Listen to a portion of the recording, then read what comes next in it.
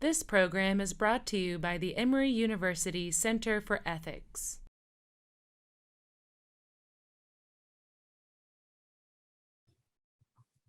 Good morning, good afternoon, everyone, and welcome to this new event on the ethical management of AI, organized under the auspices of France Atlanta. Each year since 2010, the French Consulate in Atlanta and the Georgia Institute of Technology have organized around October, November, a month of activities and events dedicated to debates and collaboration across the Atlantic. It is also an opportunity to work with other higher education institutions, such as the Emory University in the US or Nantes University in France, to meet, reflect, and endeavor together. We are then especially grateful to these institutions for the great opportunity which they offer and their support to our seminar on AI ethics. Indeed, we are extremely honored to have amongst us some dignitaries of these institutions. I'm speaking of the Conseil Général de France in Atlanta, Vincent Emory, the Vice Provost for the International Initiatives at Georgia Tech, Bernard Kipelen, and the Provost at Emory University, Dr. Ravi Belamkonda. Mr. Vincent Emory has served as the Conseil Général de France in Atlanta since September 2019, and he currently oversees the relations between the southern east of the US and France. Monsieur le Consul, we are really grateful for your support, and I leave you the floor. Good morning, everybody, and thank you very much, Anne-Elisabeth. I am delighted to welcome you to today's webinar on the ethics of artificial intelligence. This is our second edition following the success of the first webinar organized in November 2020. As many of you know, this webinar is part of France Atlanta, an annual event series designed to foster transatlantic cooperation and exchange in the fields of science, business, culture, and humanitarian affairs.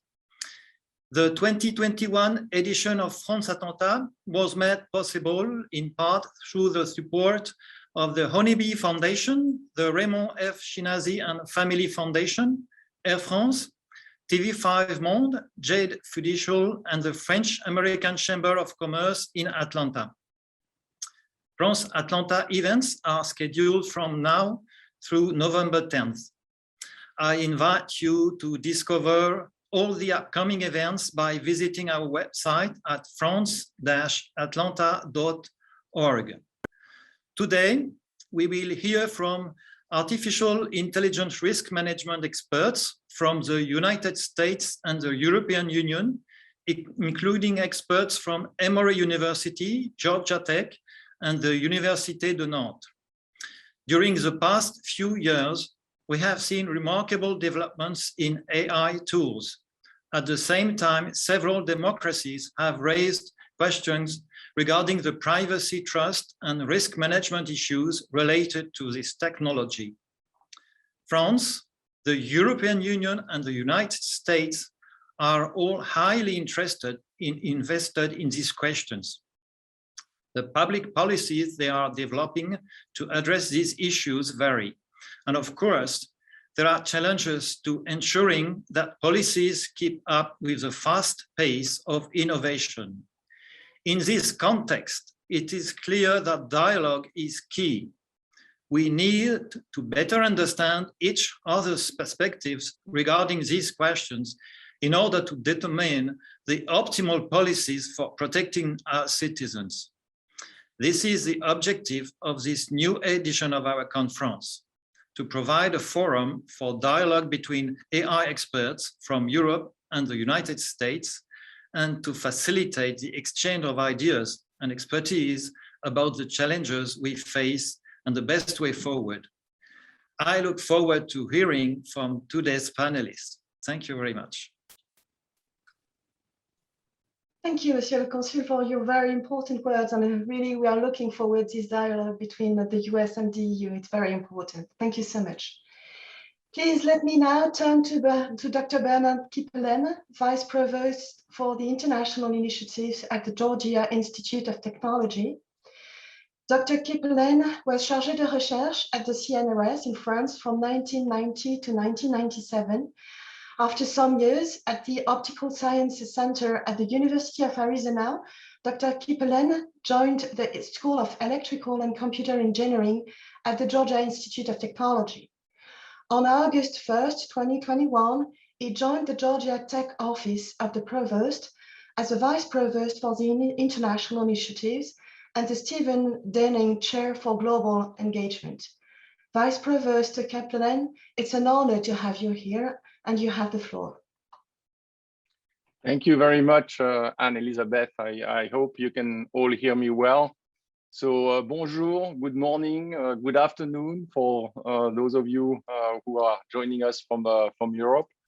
And so, dear Monsieur le Consul Général, dear Vincent, dear Provost Belamkonda, dear Ravi, dear friends and colleagues, on behalf of Georgia Tech, I would like to add my welcome to all of you to this France Atlanta 2021 event on artificial intelligence risk management. As the Consul Général mentioned earlier, France Atlanta has become a yearly tradition and a symbol of the strong and vibrant partnership between France, the city of Atlanta, the state of Georgia, and the southeast of the United States. Georgia Tech is very proud and excited to partner again this year with the Consulat Général de France in Atlanta in the organization of this 12th edition. I also would like to particularly express my sincere gratitude to all the partners and co-organizers of today's event, in particular our great partner and neighbor, Emory University, the University of Nantes, the CNRS, who was one of my previous institutions, the US National Institute of Standards and Technology, NIST, the European Group on Ethics in Science and New Technologies, part of the European Commission, and as well as the Embassy of France. So we really live in a world in flux. We have entered what some refer to as the fourth industrial revolution, which is based on the convergence of the physical and digital worlds together with biology. And new buzzwords have emerged in recent years, including Internet of Things, cybersecurity, blockchain, quantum computing, immersive or augmented reality, CRISPR-Cas9, the new gene editing technique, smart materials, and of course, artificial intelligence is really a big technological innovation. And so I believe that the topic of the event today is an excellent example of the new kind of new challenging and thought-provoking discussions that take place in this new era, an era where technology is changing at a pace that is unprecedented in human history. At Georgia Tech, a public research university, we are committed to developing leaders who advance technology and improve the human condition.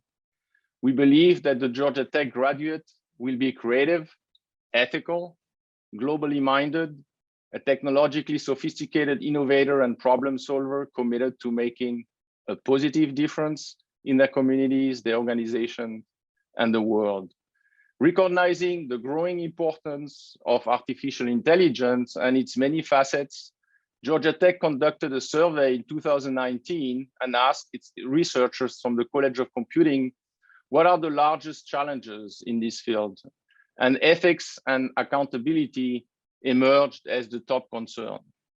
So the topic of today's event is very timely as artificial intelligence will continue to grow in importance in our everyday lives. It has become clear that the challenges associated with the many aspects of the ethics of AI require international collaboration, and I'm really excited that some of the world's experts on the topic from both sides of the Atlantic have accepted to join the conversation today. I want to thank the numerous speakers, panelists, and moderators who have accepted to participate in today's event. I'm really looking forward to an inspiring European, American discussion and a productive day. Thank you again for all the organizers for your efforts and to all the participants for your interest. Merci. Thank you so much, Vice Provost Kippelen, for your support and your kind words. This is great, and indeed we are really on a timely topic. Thank you so much. Please allow me to turn to Dr. Ravi Balamkonda, Provost and Executive Vice President for Academic Affairs at Emory University. Prior to becoming provost at Emory, Provost Balamkonda served as the Dean of the Pratt School Engineering at Duke University. Previously, he was a Wallace Scaffler Professor and Chair at the Department of Biomedical Engineering at Georgia Tech and Emory University. Provost Balamkonda, we are very privileged to have you join us. Please take the floor. Thank you so much, Anna Elizabeth. It's an honor to join Consul General and my good friend Bernard to welcome you all to this very important conversation. I was very much a part of this event when I was at Georgia Tech. I had a pleasure of participating many times, and I'm happy to rejoin wearing my Emory hat this time. Emory University is, as you know, one of our leading liberal arts universities in the world. And we are very interested in the human condition and the contribution of technology to that. And as others have mentioned, I really do believe we are in the midst of a very profound change where technology is not just impacting technology, but it's impacting the way we conduct ourselves as humans, the way we make friends, the news we read, the politics that we have. So it's in the businesses and the wealth creation and the inequities, the codification of any bias we might have as humans.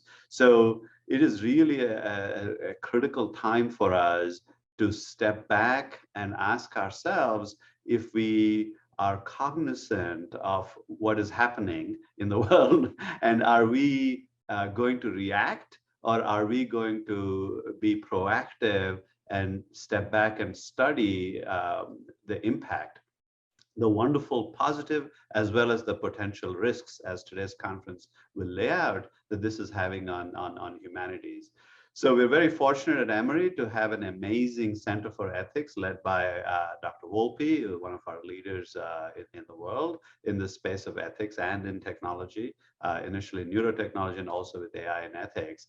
And thanks to the center as well as others on this campus, we're about to launch an initiative actually at Emory called AI.Humanity, precisely trying to understand the interface and the implications of AI as a revolutionary technology and its impact on humanity from the perspective of law, religion, spirituality, humanities, as well as in business, entrepreneurship, and of course, profoundly given our healthcare system on health and diagnosis and treatment of human conditions.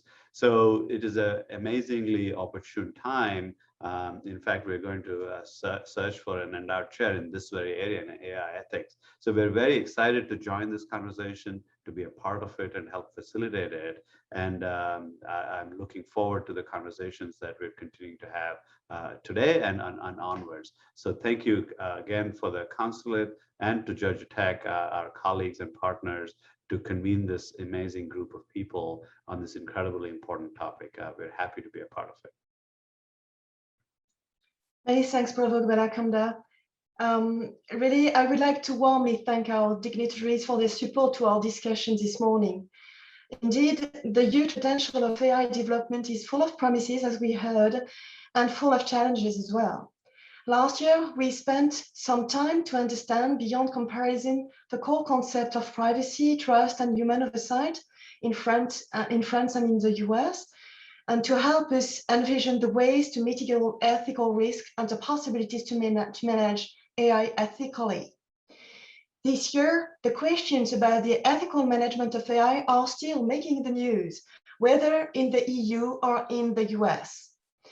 Both in the EU and the US, agencies and offices have been directed to design an AI risk management framework. Indeed, should AI systems be without any limits? Should certain AI activities be prohibited? Should AI technologies be classified according to the risks they involve? And so how to define the level of AI risks, how to ensure mitigation of those risks. In doing so, will we effectively tackle the ethical challenges? These are the questions we will ask ourselves today. Please allow me to take a moment and thank absolutely everyone, from the panelists, moderators to the attendees, not forgetting the staff and the people in charge of technical support who are all taking time out of their busy schedules for us today. Everyone has been so reactive and positively enthused by the event, so much so that we have been able to put this seminar together in a record-setting time. We are especially grateful to have amongst us two special guests for introducing these drafts. It is my pleasure today to introduce you to our wonderful panelists, Elam Tabassi and Jerome van den Hoven. Elam Tabassi is a member of the US National Institute of Standards and Technology, the NIST, asked by Congress to shape an AI risk management framework for the US. Jerome van den Hoven is Professor of Ethics at Delft University and member of the European Group on Ethics in Science and New Technologies, working with the European Commission. I would like to ask them to introduce in 10 minutes each the framework designed by the institutions, the initiative, the process, the method, the time frame also if we can, and the main features of their own propositions. If possible, and if it suits you, I would ask Jerome van den Hoven to begin with the European frame, and then we will hear from Mrs. Tabassi for the American position. So Jerome van den Hoven, I leave you the floor. Thank you. Thank you very much. Yeah, I'm very grateful to be able to say a couple of words here by way of introduction on AI regulation in Europe. I will provide a little bit of the background and the main ideas to see where the European Commission is coming from and where Europe is coming from. So that's a bit of a challenge to do that within 10 minutes, well beyond 10 minutes, but there we go. I hope that everyone can hear me and can see my slides as well. So let me see how I can move this forward. Just by doing this. Yeah, so it's clear that for the European Commission, and they've said this already a couple of years back, that the way we approach AI will define the world we live in. And but what is the problem? There are many fundamental ethical issues, and many will be touched upon in this gathering I've seen. So it's freedom, choice, and liberty, the manipulation of individuals in their choices, the undermining of democracy. There is privacy and data, greed. There is accountability and transparency issues with deep learning and epistemic opacity. And there is winner-take-all dynamics in these new digital markets, and therefore problems with equity and justice. But the European Commission from Europe, there are root causes of this, and there are two main threats that need to be addressed. First of all, there are political regimes and geopolitical blocs that do not subscribe to the basic ethical principles of the European Union. Their conception of the rule of law and democracy, that's the Holy Trinity. And there are corporate agents and online platforms that wreak havoc and pose a threat to all of these core values of the European Commission. We know where this is going. It has been perfectly outlined in this wonderful book by Shoshana Zuboff from Harvard. And so the European Commission has identified what they call systemic rivals, geopolitical blocks in the world that have completely different conceptions of what a human being is and how society should be run. So the question is, where is Europe going? Is Europe going to be a museum of the world, or is Europe perhaps the cradle of the new Enlightenment? 2.0, we were the cradle of the first Enlightenment. The European Commission says, well, forget about for a minute, what Russia's doing, what China's doing, what Silicon Valley is producing. Let's embrace the opportunities offered by AI in a way that is human-centered, ethical, and true to our core values. And we know what those core values are. If Europe is something, it is at least the consensus on the fundamental rights of the European Union and the European Convention of Human Rights. I think it's perfectly, it's very appropriate for me to refer to Emmanuel Macron. It's a third way for you to go, and it's called responsible artificial intelligence. He already said so in a wonderful and impressive interview without speaking notes, just in Wired magazine already in 2018. We don't want to block innovation. It's better to frame it by design within ethical and philosophical boundaries. And I think we are very well equipped to do it on top of developing our business. And I think that is exactly the view that the European Commission has in mind. The success, the relative success of the GDPR regulation of privacy and data protection is an example here. They want to do the same thing for artificial intelligence, and therefore by European law set a global standard to protect those core values and ethical principles. So that is responsible innovation with AI. And that's part of a new legal framework for a responsible digital future. And it comprises many, many branches. So from e-wallets to a new liability framework, machinery regulation, digital markets, single digital markets, etc. And they hope to achieve what has been now referred to as not the Delaware effect, but the Brussels effect. It's a race to the top and not a race to the bottom. And it's achieved by means of designing for our values and furthering responsible innovation. The main points of this AI regulation are, we are not afraid to draw red lines, to say certain things should be prohibited. And there are risks and rights to be taken in. And this is an interesting combination because usually the rights vocabulary is slightly orthogonal or tangential, or not drawn within the risk vocabulary, but here it is. So risk is probability times harm, and the harm could also comprise violations of risks. So we have a generous conception of risk here, and that needs to be taken into account. What the AI plans now also comprise is a very elaborate definitions of key concepts. So it's a conceptual stabilization and standardization that is very important for all the participants to the conversation to know that we're on the same page, and also an elaborate taxonomy of agents and actors, so and how they are related and what their responsibilities are in a what is referred to as an ecosystem, systems of systems that provides the context in which these problems are situated, where trust is key, both the horizontal and the vertical versions of trust. It amounts to a principle-based approach with open norms that also impose great responsibilities on each of the agents, both commercial and government agents and individual citizens and civil society. Everyone needs to study and get him or herself familiarized with the problems and think about his or her responsibilities. So the short genealogies of how this came about, it's interesting to see how these things come about, is where we started as the European Group on Ethics in 2016 and 17 to study this, to report to then President Juncker. And then the high-level expert group on AI was established. Then the OECD followed with pretty much the same principles. And the G20 adopted that core set of principles as well. It was restated again in October 2020 by the European Parliament, an ethics framework basically boiling down to the same kind of core ideas: ethical principles at the core, human-centric controlled AI, human oversight for machine learning, and we don't shy away from imposing regimes of strict liability.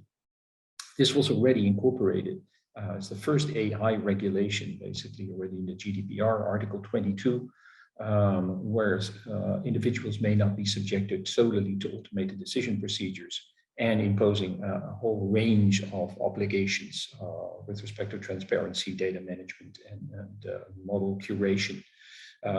Unfortunately, in the Netherlands, we had the first cabinet to fall over AI. Basically, it's the tax office was heavily involved in imposing algorithmic systems on tax frauds and chasing them and harassing them to the level that a UN rapporteur on human rights called us to task for that. So the EU risk framework imposes this, distinguishes this unacceptable risk. So there's the red line.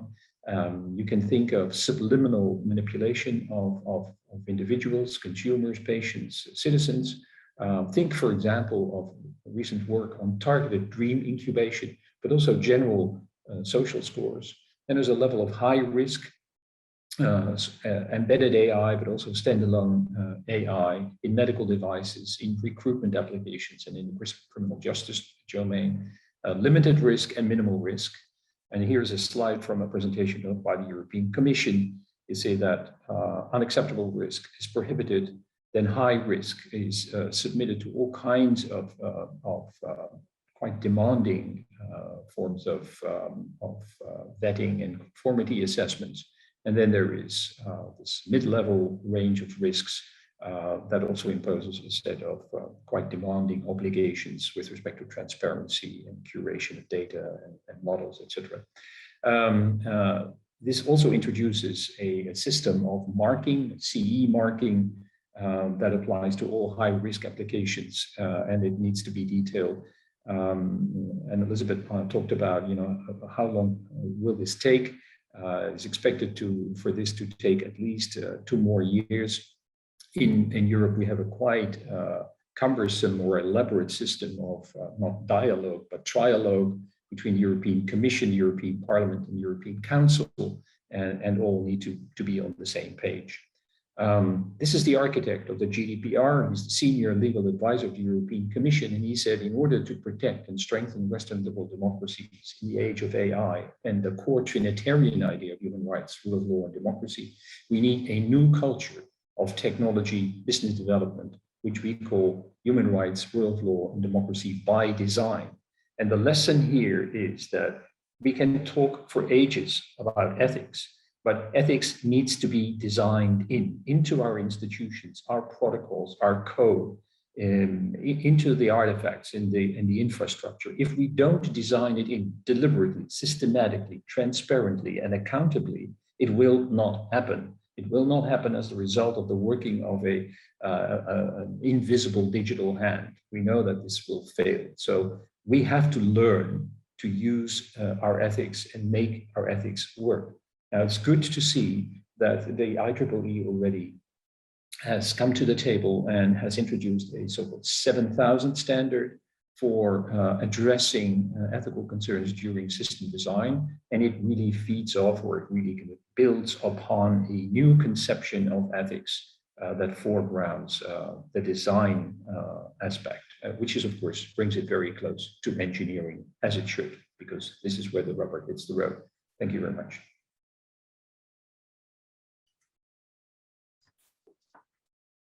Thank you, Jerome. This was for this wonderful overview. That was terrific.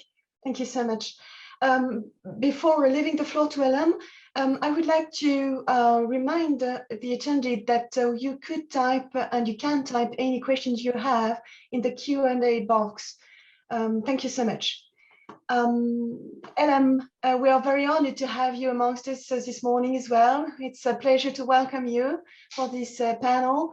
Could you tell us more about the American initiative? Thank you so much.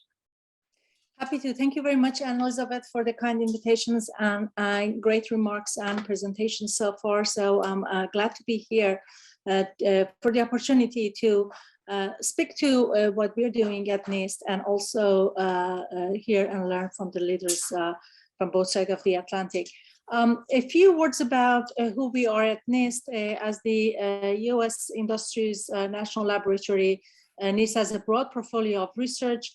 It expands from building the world's most precise atomic clock to working collaboratively with industry to develop standards for a wide range of applications, for example, use of robots in manufacturing, for biometric systems, all the way to mathematical modeling and standards to help firefighters better prepare and predict the behavior of wildfire or why building collapse, as our researchers have been doing since the collapse of building in Miami.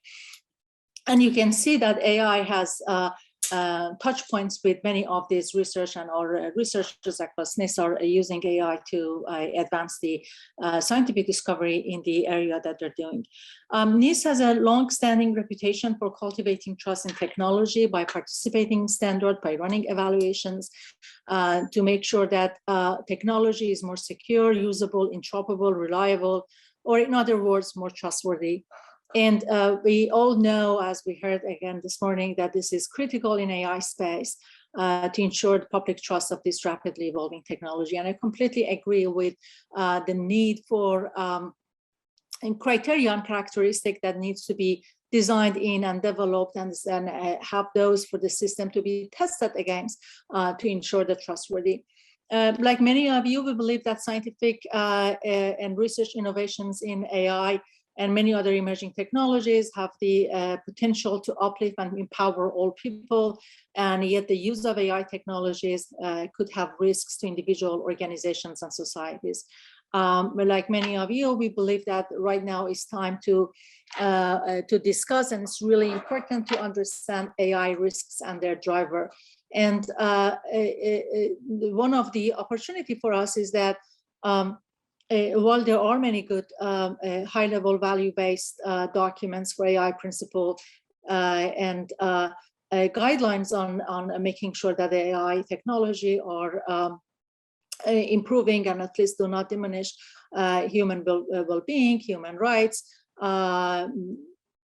What we need is to bring those high-level statements into more implementable and clear taxonomy and terminology and requirements and criteria that implementers, designers, evaluator of the AI system can use them to design, implement, develop, test systems that are trustworthy.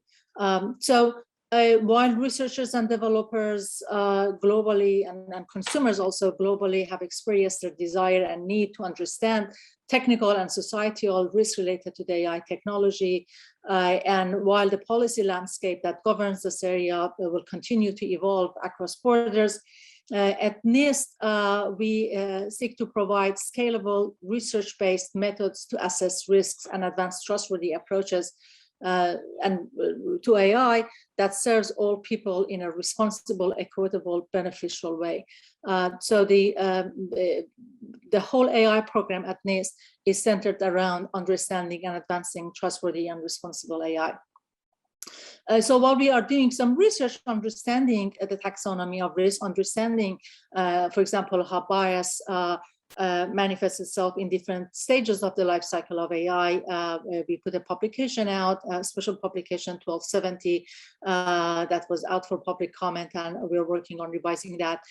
We look at how to build systems and understand the vulnerability of the AI systems to the different intentional or unintentional attacks, adversarial machine learning and all that. And that document was out again for public comment, and we moved on building test beds and methods for evaluations of that. The same thing for explainability and interpretability of AI and different other aspects of or core building blocks of the trust. But notably, NIST launched a consensus-driven, open, transparent, and collaborative process to develop an AI risk management framework. And Elizabeth mentioned in her remarks that we also have a congressional mandate for developing of this risk management framework. Like any other activity at NIST, we invite and encourage active engagement of our national and, of course, international stakeholders and collaborators in this process as an extension of our commitment to strengthen U.S. technological leadership based on our shared democratic values. I'm going to spend a few minutes and very quickly tell you about the workshop that we had. We launched the process of development of the AI risk management framework last week or on October 19. I'm losing the time now. October 19 to 21, we had a 3-day workshop, and we were extremely grateful for participation and engagement across the globe. On day 1, NIST outlined its timeline, general process, and sequence of events leading up to the publication of the AI risk management, a completed version 102 in early 2023. And through the day, expert panelists discussed the ecosystem of risk pertinent to AI technology. There were discussions about what risk means globally and how it's managed today. There was panel that we heard from various sectors' perspective about the AI risk and how they are being managed today. Interestingly, while we had different sectors, and they all had the same needs and gaps in terms of need for clear terminology and taxonomy of risk, and methods and metrics for assessing and measuring, and guidance for managing risk. On day 2, we had panels and panelists who explored methods to assess, measure, communicate, and govern indicators of risk specific to AI. And day 3, we zoomed on the structure of the risk management framework. They had discussions that look at the standards, guides, frameworks that have been developed for managing risk in AI domain or non-AI domain. And we heard from IEEE and SC42 ISO activities within subcommittee 42 for standard development. So what I'm trying to say here is that our approach is a bit more technical. While we heard from the European approach of assessing or categorizing industries or applications or use cases into high, medium, and low, but as we heard, for the different level of risk, there's requirement for conformance assessment. So there is, by talking about conformance assessment, there's an implicit understanding that there are some specification for testing. So what we are trying to do is exactly that, bringing the community together, that through engagement, we define what are those core building blocks of trustworthy AI. If we want to say that the system is trustworthy, what characteristics in terms of technical characteristics and social technical characteristics they need to exhibit to be trustworthy, what those are. And we put out a document out, well, we had a request for information, and we heard about many different perspectives around many different topics related to AI risk management framework. And we put out a document that suggested a taxonomy of risk or building blocks of trustworthiness, the requirements or criteria, including accuracy, reliability, robustness, resilience, privacy, safety, explainability and interpretability, and mitigation of bias, and provide some context and description. A revision of that is going to go up along with the summary of the workshop very, very soon. So that's what we're trying to do. We're trying that at the lower level, come up with a taxonomy of risk, basically identify and map the different risks to different stages of the AI life cycle, provide methods, metrics, guidance on assessing those risks, provide research and resources for how to study the interaction among all those risks. So in a way, building a resource center of terminology, taxonomy for what is risk, how they are defined, how they present how each of these are being presented at different stages of AI life cycle, methods, metrics, methodologies for assessing them, understanding the interaction of them, so that designers, developers, evaluators, auditors, policymakers, whatever the roles and interest is, they have enough knowledge and resources to be able to make a right decision for the cost-benefit analysis and understanding the level of risk in an informed way, so they can make the right decision about is that what level of each of these components is right for their applications. And I'll be very quick by giving an example that, for example, face recognition is a technology that can be used for law enforcement, which will be very risky and will have many risks of, bias and accuracy and impact of possible wrongful conviction, or it can be used for unlocking my phone or access to my gym or something like that, which has a totally different level of risk and cost-benefit analysis study there for these two applications would look very different. What we're trying to do with the development of the risk management framework is to provide that resource center of what is risk, what's a taxonomy of risk, terminology and a lexicon to have discussions about risk, so we are all on the same page, along with methods, metrics, methodologies, standards, and guidelines for assessing them, so that depending on the different roles, whoever you are, discussions about cost benefit of AI and understanding the risk of AI can happen.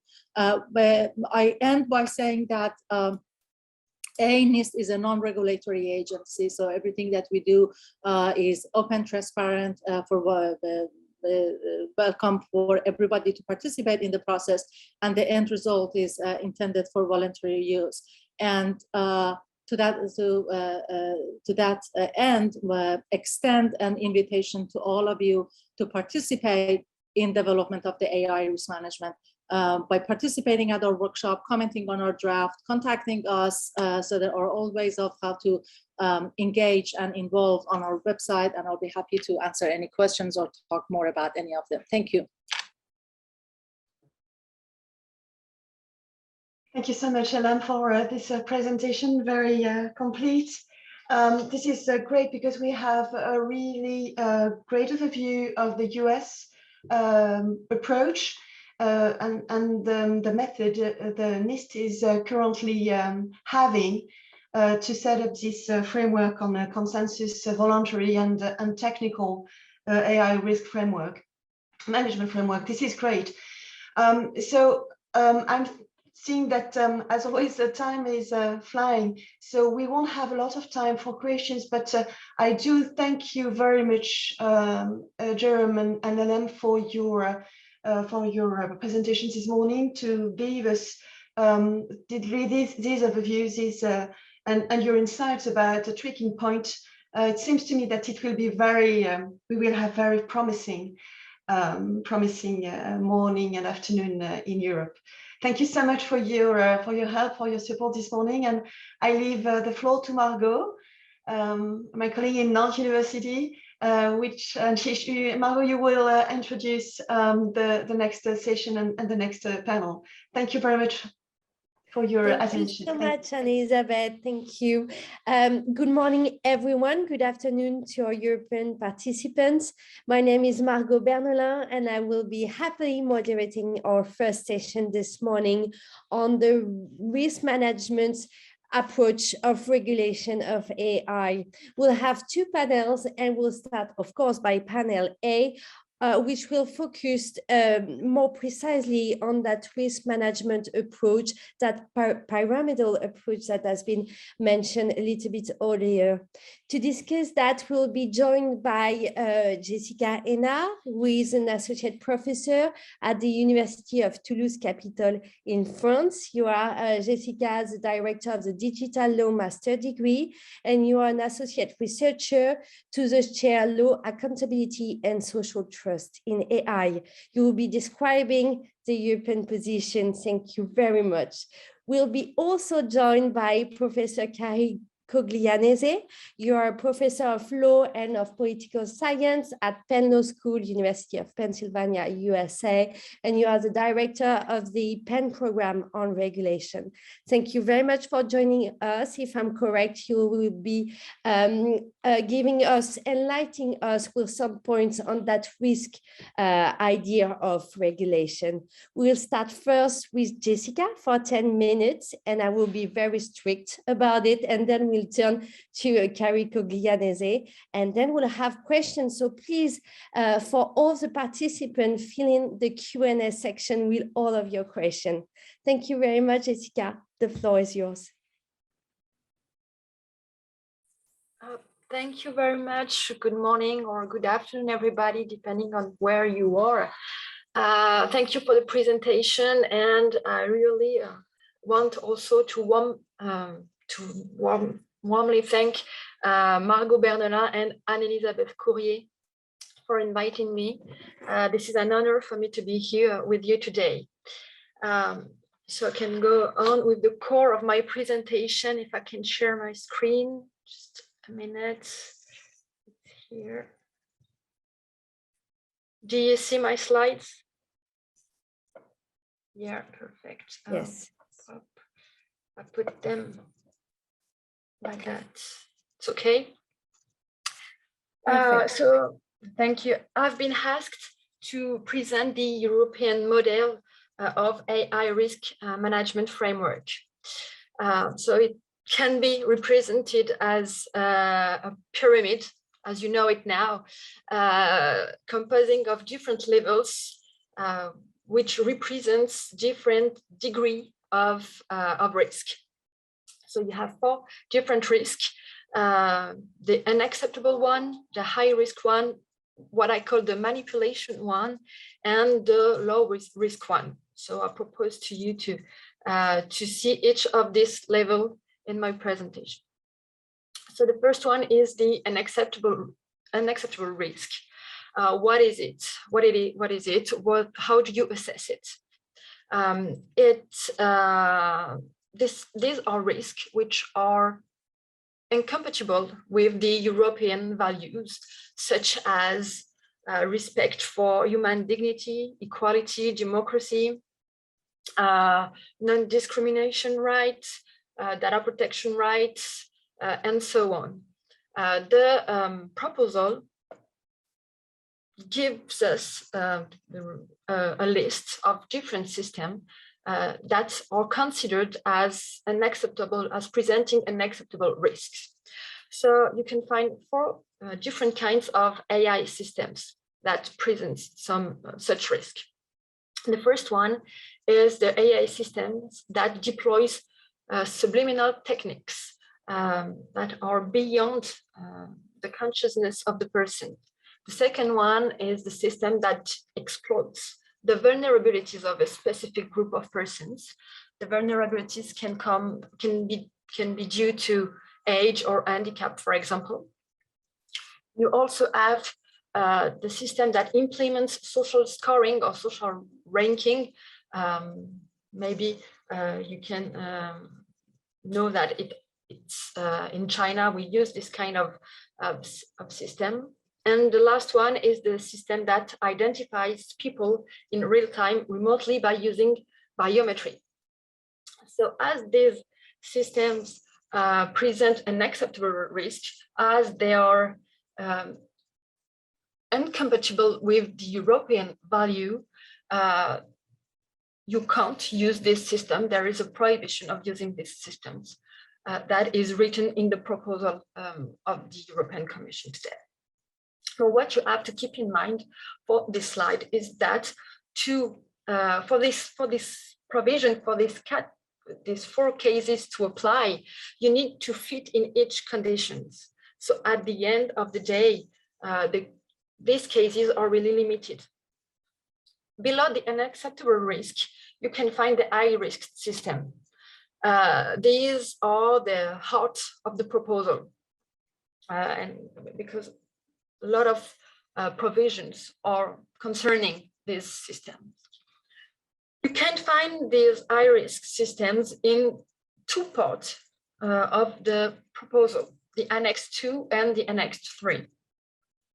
Concerning the Annex 2 of the proposal, it's about the AI systems who are a safety component of certain products.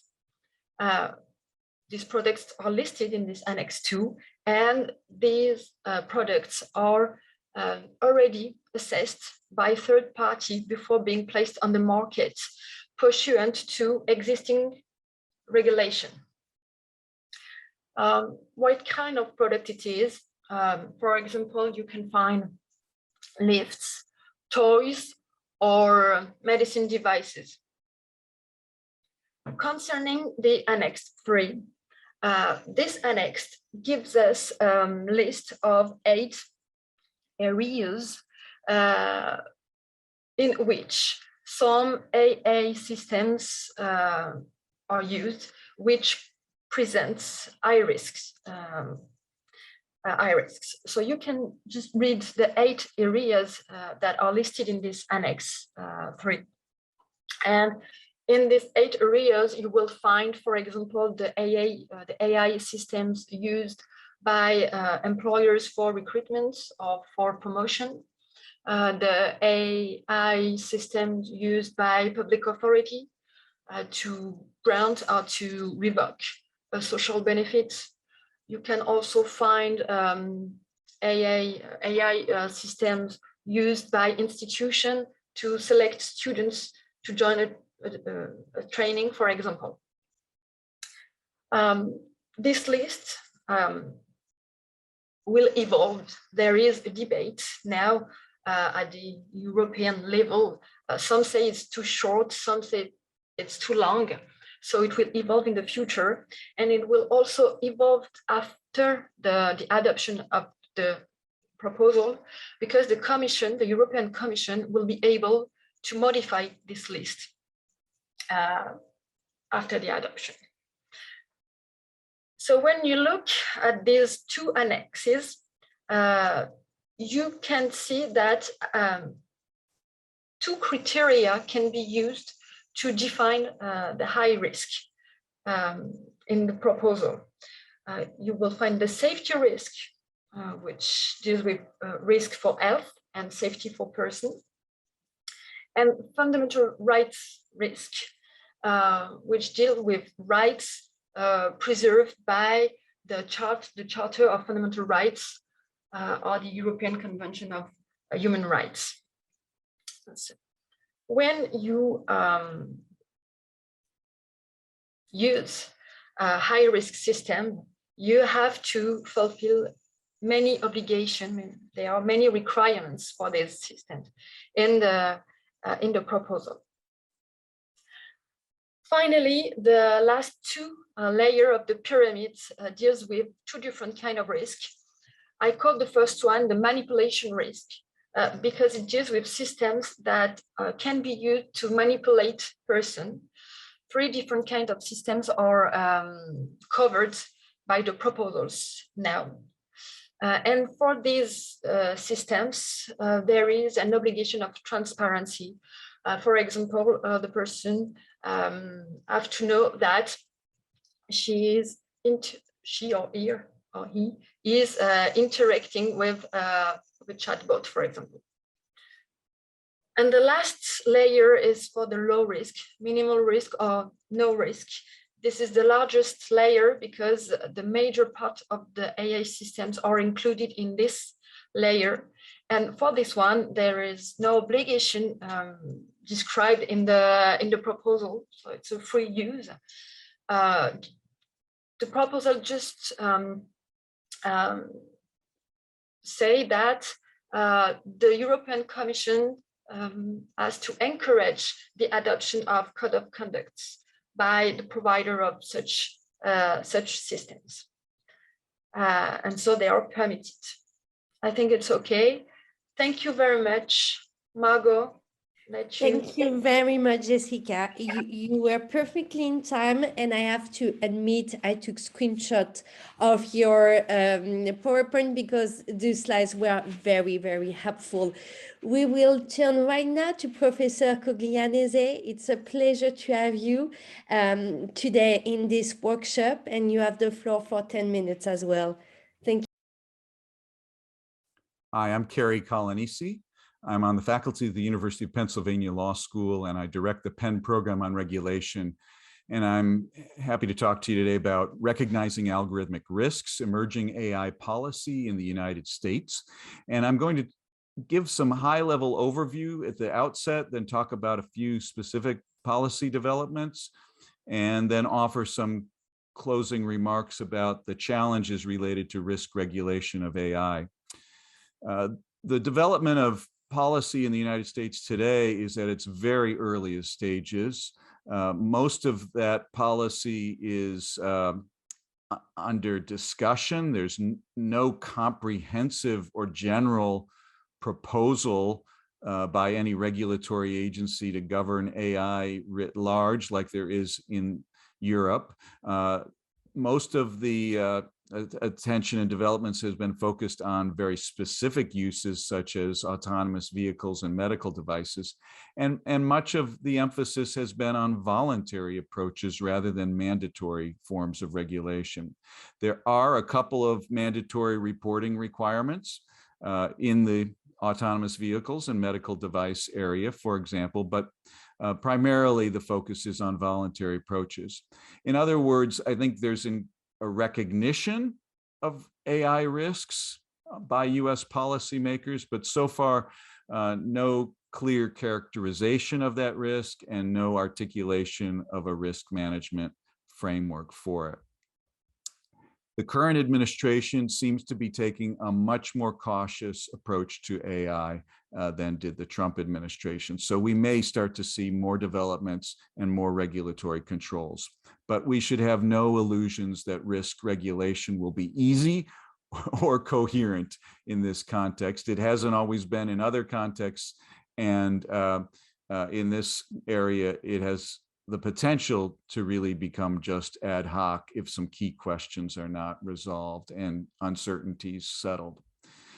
Let me just highlight general policies. There is some legislation enacted at the end of last year about AI in government. It calls for a Center for Excellence to be developed to help agencies. And it called for a memo to be produced by the White House Office of Management and Budget on best practices for identifying and reducing bias in AI uses by government. So far, no signs of that memo.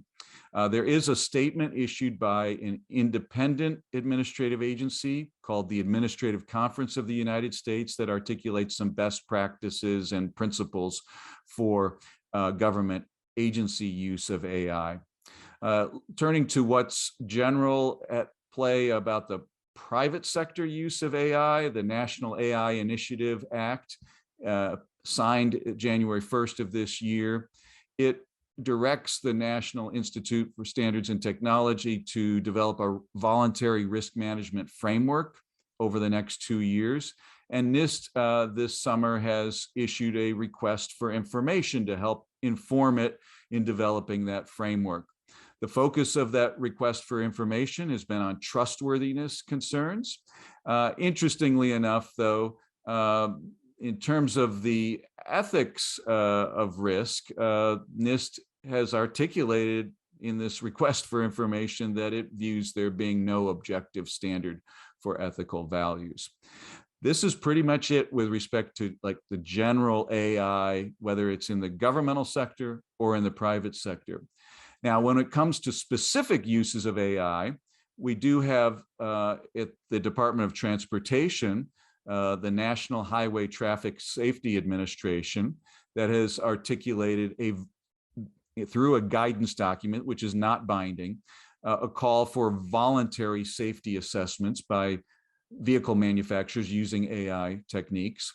And in July of this year, NHTSA did issue an order that requires companies that are manufacturing these vehicles to report to the government any information that they have on crashes that occur with respect to these vehicles. So there is a mandatory reporting informational requirement, but that's about it. Everything else is voluntary.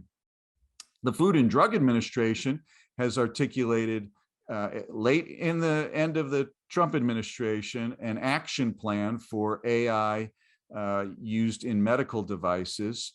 The medical device regulatory framework here in the US, generally speaking, even without respect to AI, it actually has some parallels with the draft AI regulation in Europe, for example. There are 3 classes or levels of medical devices, and the level of review that the FDA gives and the level of controls that are imposed upon those devices can vary depending upon how the medical device is classified based ostensibly on risk. Now, I want to show you, though, what that really means. The risk is articulated in a pretty general, flexible set of language about what would provide, for example, a reasonable assurance of safety and effectiveness that would show an absence of unreasonable risk and that can be fairly discerned by qualified experts in concluding that there's, again, reasonable assurance of safety and efficacy. So there's a lot of play into what categories these medical devices can go. And it's also taken quite a bit of time often for this classification process to occur. Even though the medical device framework was established in the mid-70s, there's only been about 1,700 or so medical devices that have gone through this classification process at the FDA so far. And it took decades for some devices to be classified. So far, the FDA reports treating AI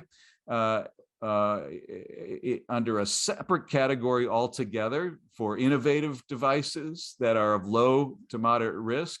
And it has announced in February of this year approval under this alternative track for cardiac ultrasound software, which one has to wonder if that's really low and moderate risk if one's looking at one's heart. But be that as it may, the FDA is expecting to announce some more specific controls and risk management practices on medical device manufacturers with respect to their AI.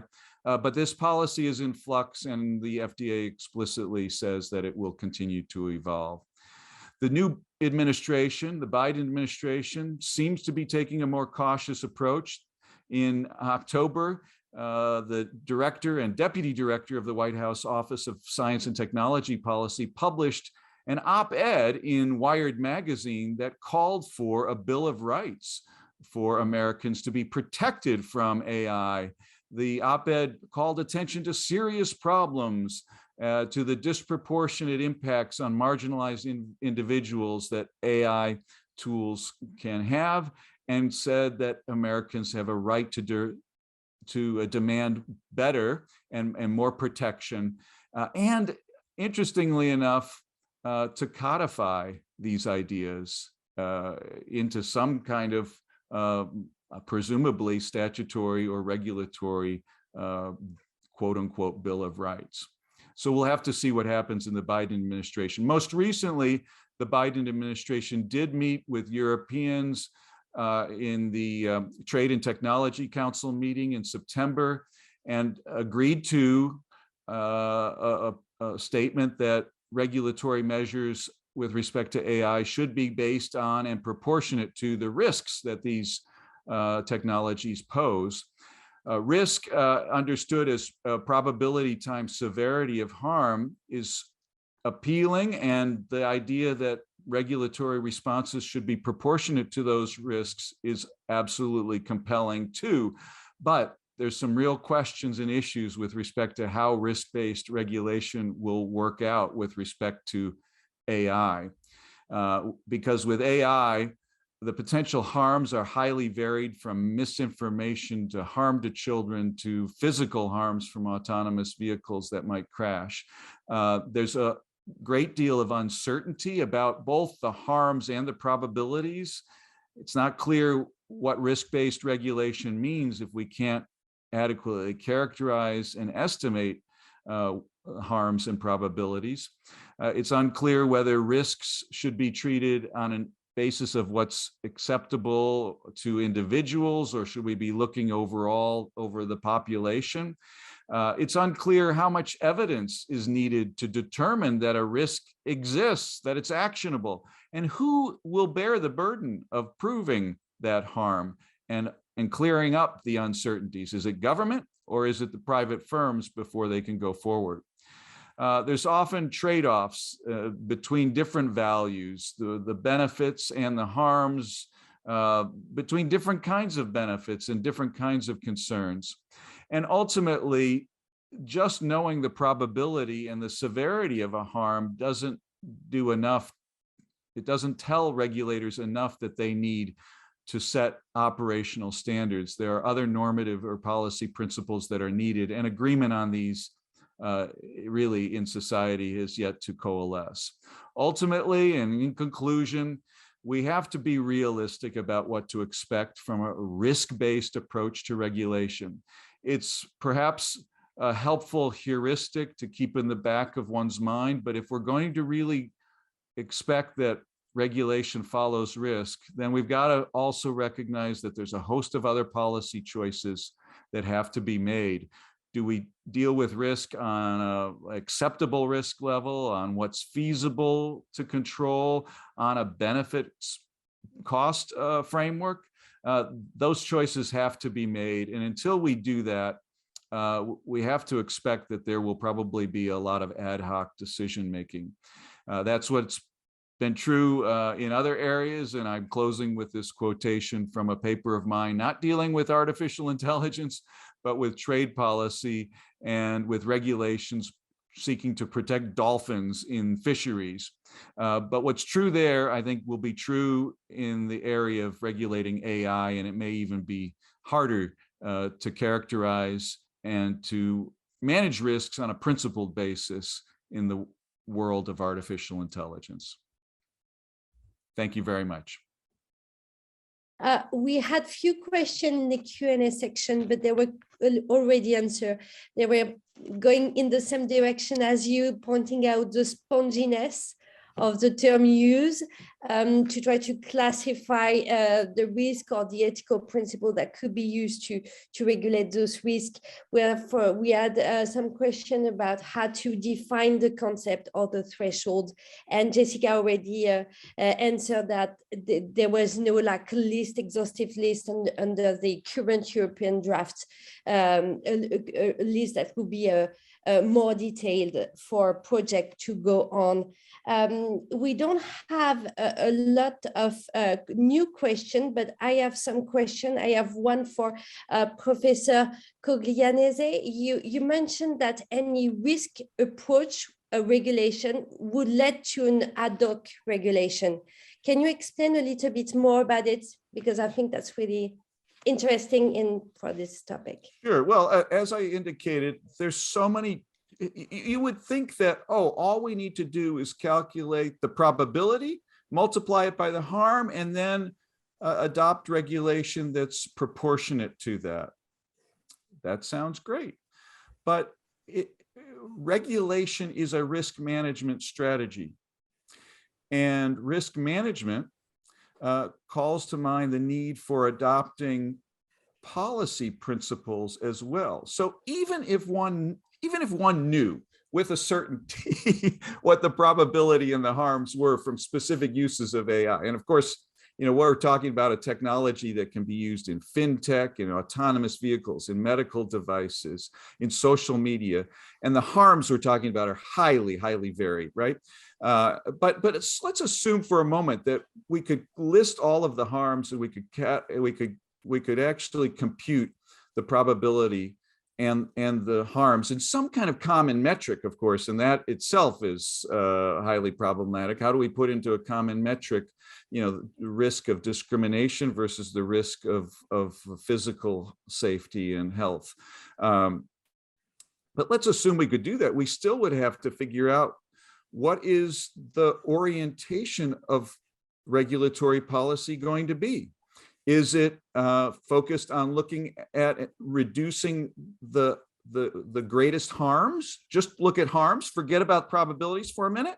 Or is it, let's reduce the greatest risks, which is probability times the harms? I mean, there's risks to health and safety, but some could be 1 in a million risks or one in 1,000 risks. And then we have to look at, maybe we should just try to get risk levels down to an acceptable level, or maybe we should reduce risk to as low as we can until things are at least feasible. Or maybe we need to adopt a do no harm principle, or maybe we need to actually weigh costs and benefits. Those are policy principles. And until we get some common agreement on which of those apply, even if we could figure out all the uncertainties about the risks themselves, we won't have a coherent policy. And what you can find across policy area after policy area is that decision makers pick and choose which principles to apply, sometimes without even knowing what they're doing, or certainly not without acknowledging it. And I think that's the worry in this area as well going forward. Well, thank you very much, Jessica. I have one question for you, but you will have like 30 seconds to answer, so probably be a yes or no question.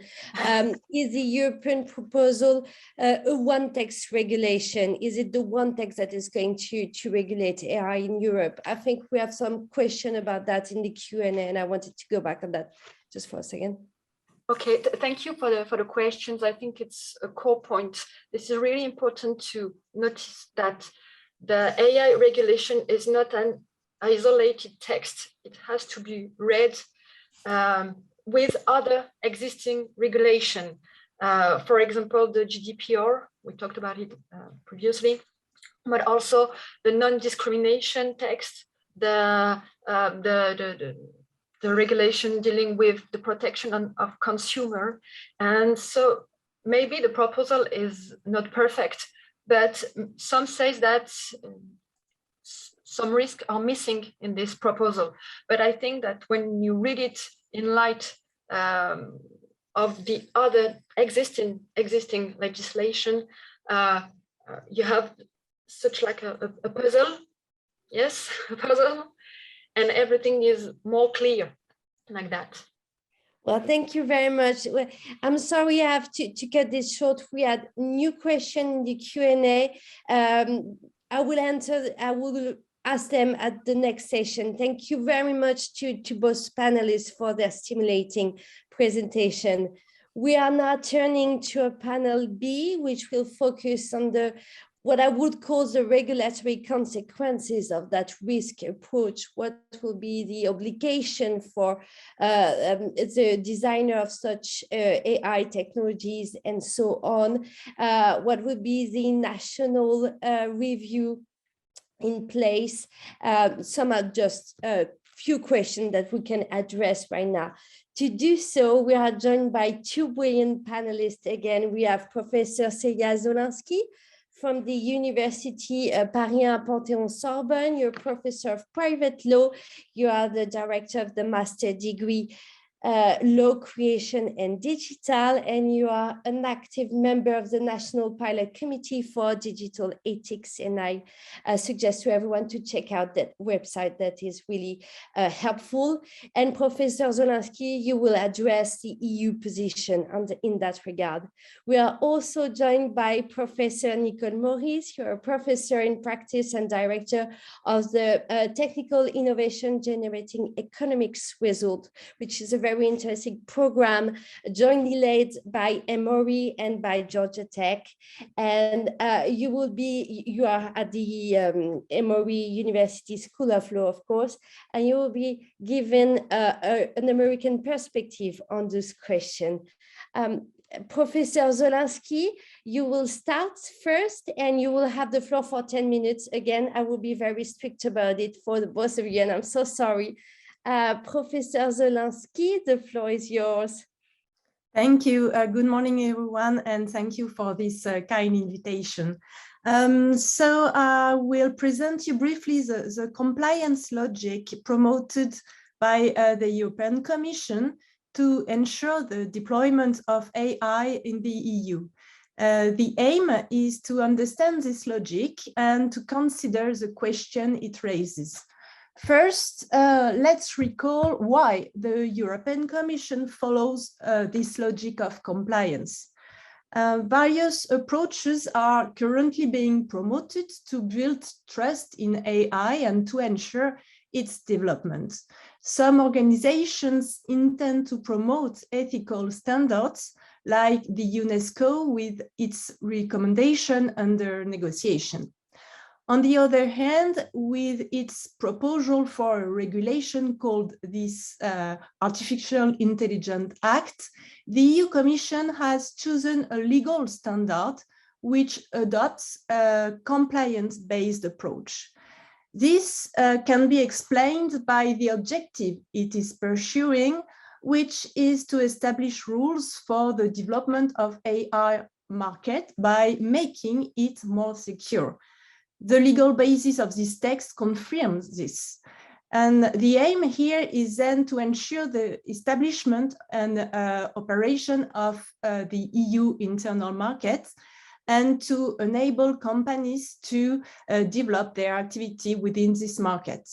To this end, it tends to guarantee their legal certainty and remove obstacles to the free movement of goods and services in the EU. Let's also remember that the European Commission based its proposal on the logic of risk analysis.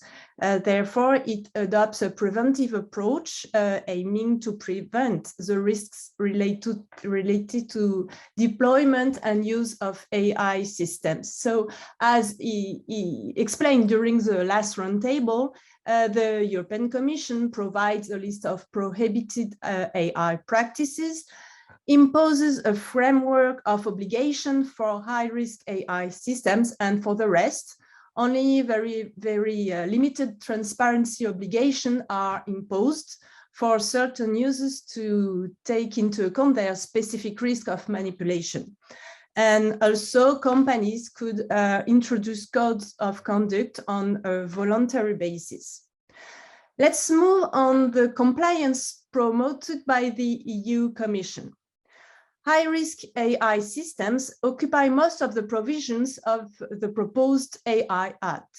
In this respect, the EU Commission intends to ensure the safety of the market by adopting a logic of regulation which gives a decisive place to compliance tools. Thus, we have this ex-ante compliance mechanism, which is provided for in details. It extends to the recommendation of the high-level expert group guidelines, which themselves were partly in line with the work of the Institute of Electrical and Electronics Engineers. First, the AI Act sets out the legal requirements for high-risk AI systems.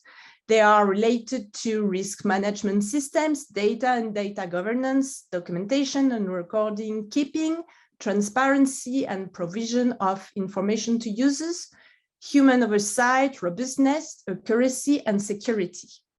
Secondly, various horizontal obligations are imposed on the providers of high-risk AI systems, and the logic here is one of accountability. The AI Act requires the provider to ensure the conformity of the AI system prior to its placing on the market or putting into service. The AI Act requires also the provider to take corrective actions on an iterative, routine basis, and at least to publicly attest conformity using a marking and to report to the competent authority upon request. Moreover, the regulation organizes the competences and role of the certification bodies and of the national authorities. And the proposal also provides for the use of harmonized standards along by guidance and compliance tools. These will be technical solutions that could be provided by standards and other technical specifications or developed in accordance with general technical or scientific knowledge. And this could help providers to meet the requirements set by the AI Act. And a presumption of conformity will result from compliance with these standards. Furthermore, the AI Act explains in detail the conformity assessment procedures to be followed for each type of high-risk AI systems. And here we can distinguish between the hypothesis of internal control and external control, in which a certification body participates. In addition to this compliance mechanism, a system of governance is promoted to ensure the enforcement of the proposed rules. At the national level, one or more national authorities will be competent, and among them, a national supervisory authority will be responsible for supervising the application and implementation of the regulation.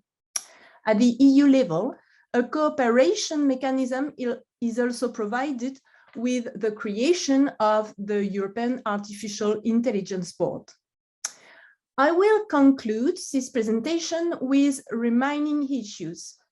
The following are the main questions that emerge now from this proposed regulation, this AI Act. For example, what parts will be allocated to self-certification in the end?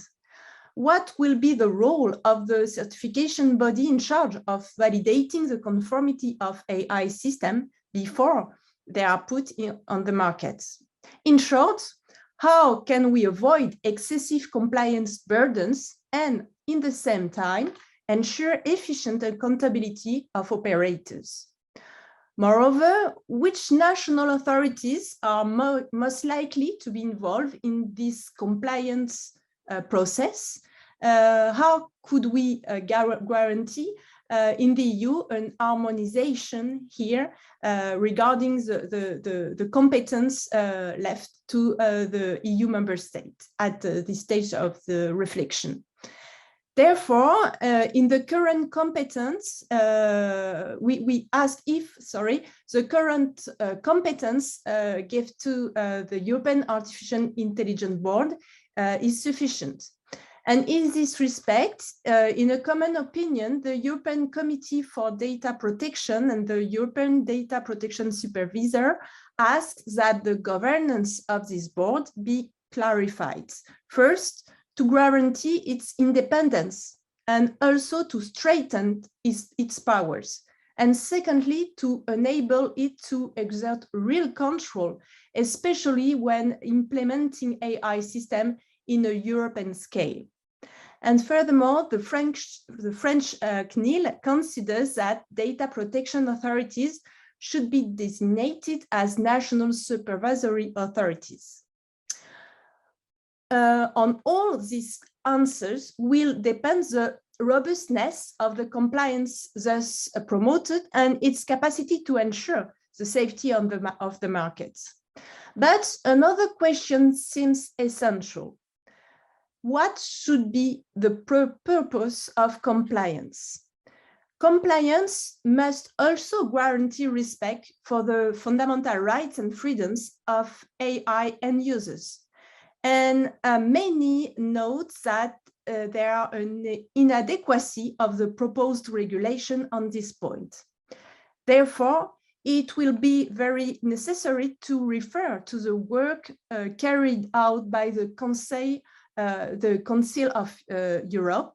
And in this respect, the Council of Europe promotes human right by design approach for AI and the use of ex-ante measures such as prior fundamental rights impact assessments and also certification. Thank you for your attention. Thank you for such a clear presentation, pointing out what is still missing from that draft. Thank you very much. Professor Maurice, the floor is yours for 10 minutes as well. Thank you. All right, good morning. Thank you. I'm going to share a very short slide deck since we don't have a lot of time. Can we all see that? Yes, we can. All right. So I am a professor of practice and I run a technology and innovation program here in Atlanta at Emory University School of Law. So I thank you for having me with such a esteemed group of experts and specialists in Europe and in the US. I focus my work on working with innovators. So I come at AI from a very pro-technology perspective, but I also recognize the need to think about the harms and mitigation and risk management. So this topic is quite good. As alluded to before in the previous panel, the US is still kind of a mess in terms of thinking about this from a federal level and having a legislative framework to govern risk management with AI. We have seen very specific legislation on the autonomous vehicle, so a specific use case, and it's only at the state level. So we've got about 40 states that have put in some either executive order or some actual state legislation, but there is no sort of collective broad network on any other use cases outside of the FDA in terms of thinking about some of the medical device use cases. So it's still a work in progress, I will say, as far as the summary on the US position, but hope is not lost. We do have a governing framework, I guess I will say. So responsible AI, in terms of the consensus, or at least the one statement that I've been able to sort of clearly find consensus among private companies, as well as universities and the like, is this whole notion of a governance framework such that organizations will address the challenges around artificial intelligence from the ethical framework and the legal perspective. We see the use case that's attacked the most, at least from a legal perspective, is facial recognition, right? There's definitely a public backlash in terms of thinking about the government's use of facial recognition software here in the US. But private entities, you know, we all are using facial recognition. If you have an Apple device to open your phone, we're okay with that, but we're not okay if the government steps in and decides to use it. Another context that is also somewhat worrisome, I guess would say, would be use of AI in criminal sentencing here in the US. That's also being done, but also being challenged. And we have seen really horrendous sort of sentencing skewed on racial lines and the bias in terms of the data sets that are being used for that application. So in terms of a tool, as I think about the framework of the ask for this conference, this is the closest tool I could identify within the US that we have at least seen some consensus and rallying around from major players in the AI space. Now, what I found really interesting, there are at least, and I say at least because I'm pretty sure the number is north of 30, but there are at least 30 AI organizations that have identified themselves in terms of either doing some research, looking at harms and bias and other issues with AI, or private companies selling product. I identified at least two, but we all know Microsoft's here. I found Salesforce, Accenture, PricewaterhouseCoopers, which is interesting in terms of the consulting firms, being a private company, doing something with AI. And then we've got the NGOs, NIST was on today, and we know IEEE is doing some work here. So the US framework, as far as I can tell, is really allowing private actors to sort of execute on this responsible AI framework.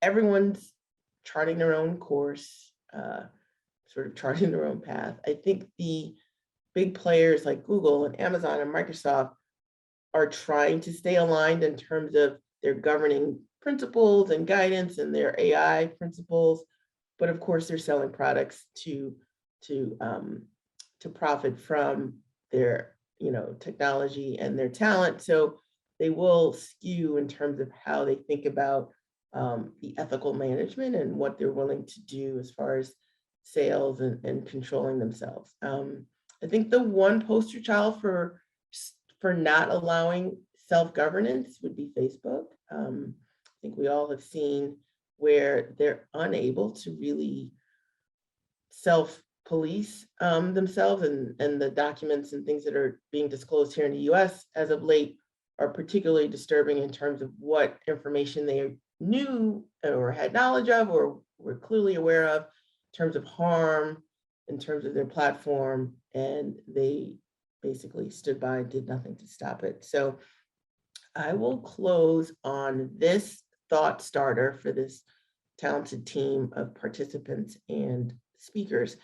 And however we manage AI going forward, I think an honest recognition or acknowledgement of it's a relationship between science and society has to be part of the conversation. So you can't have a bunch of data scientists and computer scientists in a room working on the solutions, nor should you have myself and my colleagues, all of the legal people, all the legal eagles in a room. You really need scientists, folks who are concerned about society, some of the legal framework folks in the room together to try to determine how we deal with the risk management of AI. And I'll conclude there so we can at least take questions. I'll stop sharing. Well, thank you very much for that presentation. That was really stimulating. I think that some of the points you raised echoed the points that were raised by Celia Zolansky on self-certification. Maybe that's a path that the EU will take, as well as their strongest regulation plan. So there are some echoes, even though there are very, very different approaches, still early to discuss them. Please, everyone, join the Q&A, because if you do not do that, I will monopolize the question. We have one question in the chat about the issues of garbage in, garbage out, the bias. It's actually about the use of data. I think that companies in the US, the companies you mentioned, already have some code of ethics or guidance, internal guidance to tackle it. Right, Professor Morris? Yeah, so, I think that the focus on the data and the how the data is collected that's training the AI models has been gratefully the focus of many private actors as well as universities. I think this is where universities play a really critical role in terms of the management of AI systems, trying to help companies develop the tools, or at least folks who will be selling AI-enabled devices, develop the tools to manage the garbage in, garbage out problem. One of the things that I thought about in preparing for this, and I think some of the recent cases where we've seen, there's one particular case I'm thinking of out of Wisconsin, where we've seen the judge in the case take a position that I think biases the outcome of the decision. So bias is a function of human decision-making as well as AI decision-making. So if you think of trying to manage the harm that's caused by AI and the harm due to bias, I think we also have to recognize that part of that comes in just because there is a human at some point in the process. And in human decision-making, unassisted by AI, we have lots of biased decision-making. So this is where auditing your system comes, one of the remedies to try to manage this, auditing your system, but also having multiple voices at the table to sort of at least counterbalance what we already know is part of our just human nature thinking decision-making process. Sure, thank you very much. We have another question in the chat. I will direct this one to Professor Zolansky because it's one I wanted to ask you, because I know that you're a member of the French National Advisory Commission on Human Rights. And so you have a certain point of view on the regulation through that position. And what can be said about that, the view of a human rights center policies that maybe is lacking from the EU position so far? I'm not sure I'm able to compare the US and the EU approach, but I can tell you more about the EU, more specifically the French human rights approach regarding AI developments. And in fact, in the French National Commission for Human Rights, we are currently working on impact of AI development regarding to human rights, and we are very concerned about this implementation of human rights in the AI context. And the main issue is how to take into account the specific nature of human rights in this ethical approach we have in the global approach in the world, and not to lose the specificity of what we have as human rights. And I mean, Yannick Menesser, a very important author in this field, said that human right, it's not a standard like another one. It's a very essential value, and is specifically in the EU system, in the US one, of course, also. But we try to think about special methods to help provider and users to guarantee this protection of human rights. We spoke about bias and discrimination. We can speak about freedom of expression regarding the moderation system. It's in the heart of the news. So this is very difficult because the nature of human rights is quite different, and we have to think together how to consider this and how to build specific method to put this guarantee of human rights in the center of AI development also. Well, thank you very much. We have a question that I promised to ask this session, but if you do not pick it up, it will be all right. To me, it's $1 million question: is a risk-based approach compatible with legal certainty? For me, I think it would be the perfect question for a PhD thesis, or at least a master's degree. I think that's right. You know, the risk-based approach is consistent if you think of legal remedies, right? So at the end of the day, whatever harm is caused, and when you have a lawsuit, there's some damages that you're seeking in terms of trying to be made whole. So if you think of a risk-based model as a way to approach managing a tool that we already know is harmful. So I'll compare it to tobacco. I think it's very clear and proven that there's harms caused by consuming tobacco products. So how do you quantify the risk, right? You study the impact of what will happen if you consume this product over time and things like that. So I think it is consistent because it allows you to develop remedies that are meant to mitigate that risk and address it from that harm perspective. Now, I'm coming at this very much from a capitalistic, you know, there's a dollar amount we can put to these harms. There are certain types of harms that are not quantifiable in that way. So I'm just throwing that out in terms of a disclaimer, particularly to Professor Zolansky's work related to human rights, because there's, you know, it's hard to quantify those harms. But I would think that at least it's a good starting place. Maybe they're It better. definitely is. Professor Zolansky, do you have a few thoughts you want to share on that question? I'm quite agree. The question is how to organize this risk-based approach to guarantee legal certainty.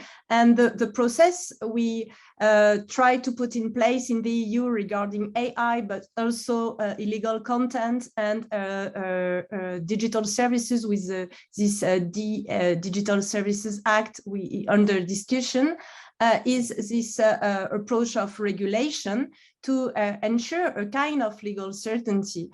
So it's a new approach. It's quite difficult for some lawyers, European lawyers, to adopt this regulatory approach, but I share the opinion that it's a way to ensure legal certainty and a virtuous cycle, including to guarantee the respect of fundamental freedoms. So what we have to think, it's the process we have to build together and to adopt a case-by-case approach, but to share our experience and to build a more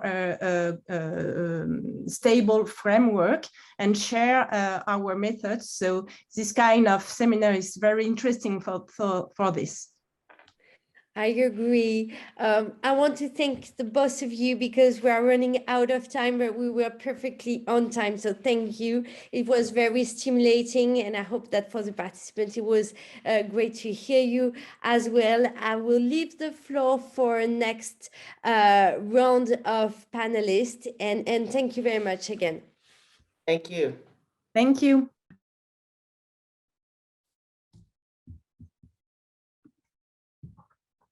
Well, thanks so much. This has been really wonderful and stimulating. Alexei, I don't know about anyone else, but on my screen, you're upside down. For me too. So, I mean, that's a remarkable feat you've managed to accomplish, but you might want to flip your screen. So thanks so much to Margot and to our speakers. I mean, I think this so far has been a real indication that sometimes a 10-minute talk just can distill everything down in a way that makes it even more interesting and more focused and allows a different kind of presentation and discussion. Now we're going to move to the role of ethics itself in the current regulatory schema and try to ask the question, what is the role of ethics?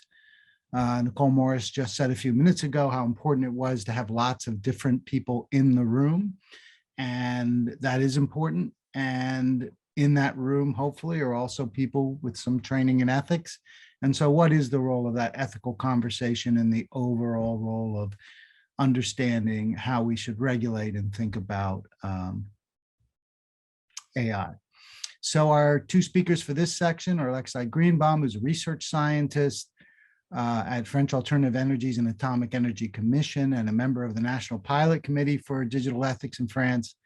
And he will speak about the European position, and Justin Biddle, who's associate professor in the School of Public Policy here at Georgia Institute of Technology, Georgia Tech, down the street from us.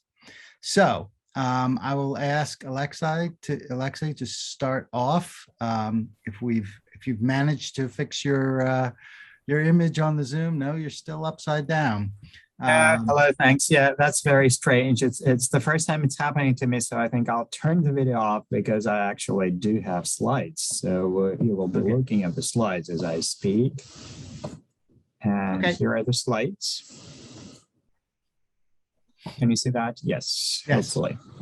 Yes, so hello all. I apologize for this strange Zoom feature. I've never seen my image turned upside down on any other Zoom call in the last 2 years. So Thanks very much for this invitation. What I'm going to say, of course, is my personal position, not the position of CEA, my employer, not the position of the European Commission or the European Union in general. And I was asked to comment on the role of ethics in this process. And of course, the reason why we're talking about ethics is that AI systems do change the human condition. But when we say the human condition, who are these humans? We can ask the citizens on one hand. We can ask the citizens and they will say, well, yeah, there is an issue of trust. There are very good promises, but also a lot of cynicism and a lot of fears.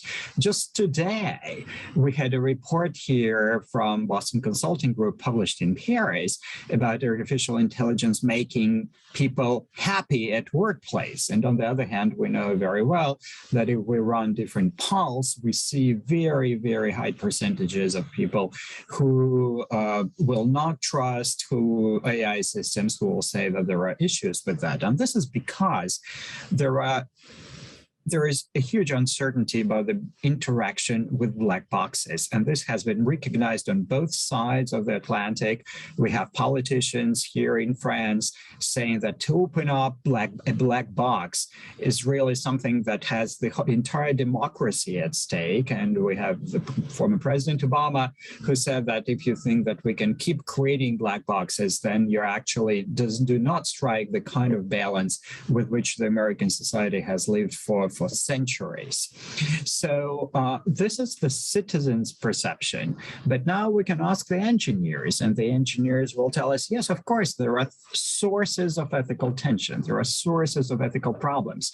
You have all heard about bias. You have all heard about explicability, interpretability problems, robustness. There are problems with verifying algorithms. And further, there is a source of ethical tension that is called a specification problem. These sources of ethical tension, they're inherent to the way, for example, machine learning systems are being designed. They come from design. They come from computer code. So, for example, the specification problem is the one reason why no amount of regulation done in natural language can solve a problem that stems from the design of computer code. I mean, we do need to find ways to translate certain regulatory initiatives formulated in natural language in decisions that can be written down in code. So an engineer will have a very different take on ethics. They will say, yes, of course, this is stemming from these 5 sources of ethical tension. And then if you talk to,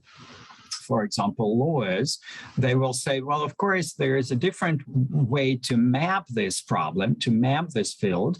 There is the question, who is responsible? And when we're talking about who is responsible, it's not just about the user and the programmer. It's about all these different types of actors. Maybe the one who has selected data for training is responsible for some bias. Maybe the operator who's operating a system, a company, for example, that's operating remotely its system, is responsible for such and such behavior. So who's responsible? Who are the agents that are responsible? And then at the European level, the question is very often put yet in different terms, in terms of values. You've already heard today a lot of presentations about these various values, not only security, fairness, transparency, or loyalty, but also values like interpretability. And for example, at the European level, in research projects like Siena or Tech Ethos, the new project of the European Commission, of which I'm a member, where we're talking about the ethical analysis of AI and also subfields of AI, such as nudging, effective computing, natural language processing. We're talking about this in terms of values. This is the European approach. Now, the way this is done in Europe, of course, has started from the ethical debate. Before we even move to any kind of regulation, there has been this beautiful initiative from the European Commission that said, okay, let's bring together all these different kinds of audiences. The citizens who have their own view on ethics of AI, the engineers who have theirs, the lawyers who have theirs, the philosophers. Let's create a high-level expert group. And you know that this expert group has produced in 2019 and 2020 several reports on the ethics of of AI. Now, what is key from an ethicist point of view about these reports? And what is the difference between these reports and many similar reports? I think there are dozens of such reports in China, in Brazil, in Russia, in South Africa, and also in the United States of America. The point is that these reports in the European Union very clearly say, yes, there are principles, yes, there are values, but there are also tensions between them. You cannot have them all at once. There is no way you can satisfy all these values and principles to the highest degree altogether. And there is a great paper in Nature, by the way, that says, well, because of these tensions, principles alone don't guarantee ethical AI, because you cannot have all of these principles satisfied at the same time. So the high-level group of experts at the European level said, let's operationalize these high-level values and principles. And you know that there is a document called ALTAI, an assessment list for developed for engineers. It's very long. It has about 150 checkboxes, different little questions, what kind of questions the engineers should ask themselves. And of course, when I show this to engineers in private industry and also in public institutes, no engineer starting a design project in AI has ever asked themselves 137 ethical questions. This is just not feasible. So this checklist still is not useless. I think it's a very long list in which everybody can find maybe 2 or 3 questions that are relevant for their research. So I actually welcome this operationalization exercise, however difficult it is, because it helps us to be able to connect with those who create these systems and who don't know how to write code in natural language. They don't do that. They write code, of course, in programming languages. So we need to help them to translate these regulatory initiatives into decisions written down in computer code. Well, then the last step that you all know about already, and this has been discussed many times today, is the resolution from the European Parliament that appeared a year ago, and the project of an EU regulation proposed by the European Commission in April this year.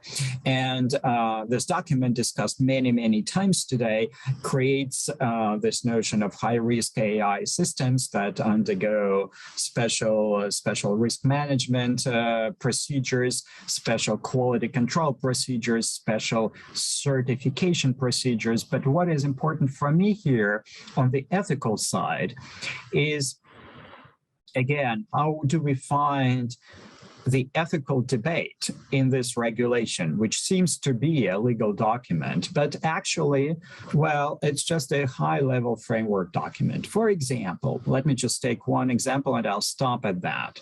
For example, this document prohibits the use of biometric identification as a high-risk AI system, except in very particular contexts.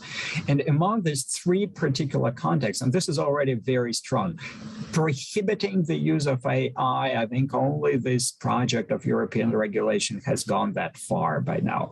But among the 3 contexts that are exceptions to this general prohibition, there is this one wording that says, well, you can use biometric identification like face recognition, for example, in situations in which the nature of the situation giving rise to the possible use, in particular the seriousness, probability, and scale of the harm caused in the absence of the use of the system. And here, the entire debate on risk management, on the ethics of uncertainty, just pops back up again, because here we have a counterfactual scenario. In the absence of use of the system, what would have happened? And how can you even quantify that probability? Is there such a thing as a numeric probability, or is it a likelihood, or is it some kind of a vague feeling? What is the scale of the harm, the amplitude of this harm in a counterfactual scenario that does not happen in the real world, that is only imaginary? So you see here that in this, even in this regulatory attempt, all the ethical questions about our attitudes toward uncertainty, about the weight to deal with unquantifiable risk in counterfactual scenarios? All these questions will pop back up in the debates that we're going to have in the European Union on how to actually practically implement this framework regulation. So I think that it's very important to have a conversation between the citizens, between the engineers, and between lawyers and the moral philosophers, all kinds of stakeholders involved in this process. It's very important also to understand that regulation will not make ethical questions disappear, will not solve them, because the five sources of ethical tension for machine learning systems will remain there. However, whatever regulation you have created in natural language.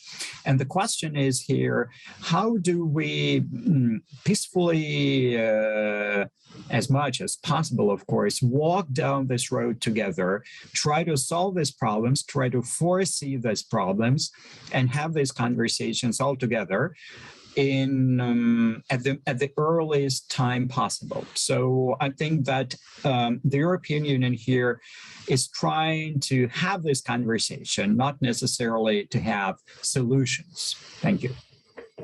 Great. Thanks so much. Thanks for also staying within the time frame, Dr. Grinbaum. So now I'd like to turn to Professor Biddle. Thanks so much for joining us, and the floor is yours. Okay, thank you very much. Thanks to the organizers for inviting me. It's really an honor to be here. I have some slides. I'm going to share these.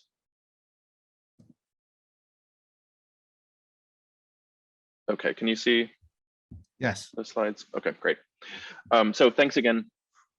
What I would like to talk about today is, sorry, I'm having trouble moving the slides. There we go.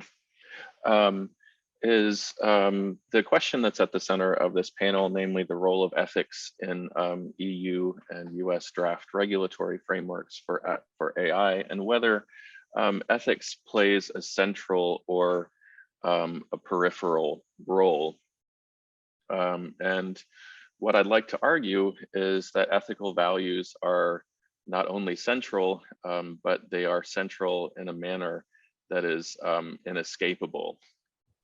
Now, it doesn't follow from this that the ethical values that are present in a central manner will be acknowledged or recognized as such. It doesn't follow that the ethical values that will be present here are ones that you or I would endorse, but they are present and they are operating, and as a result, it's important, I think, that we bring them to light. What I mean by ethical values here is I'm understanding ethical values in a fairly broad sense, in a way that I think is consistent with the way that ethics is discussed in philosophical traditions, to mean standards about how we ought to live. So these standards might be theories, beliefs, frameworks, and assumptions. But if we're talking about normative standards for how we ought to live, then we're talking about ethical values. Sometimes in the United States, ethical values or ethics is used in a fairly narrow sense to refer primarily to issues around compliance, but I'm using the term in a broader sense here. And if you have regulatory or governance frameworks that address questions like which principles or norms or concepts should guide decision-making.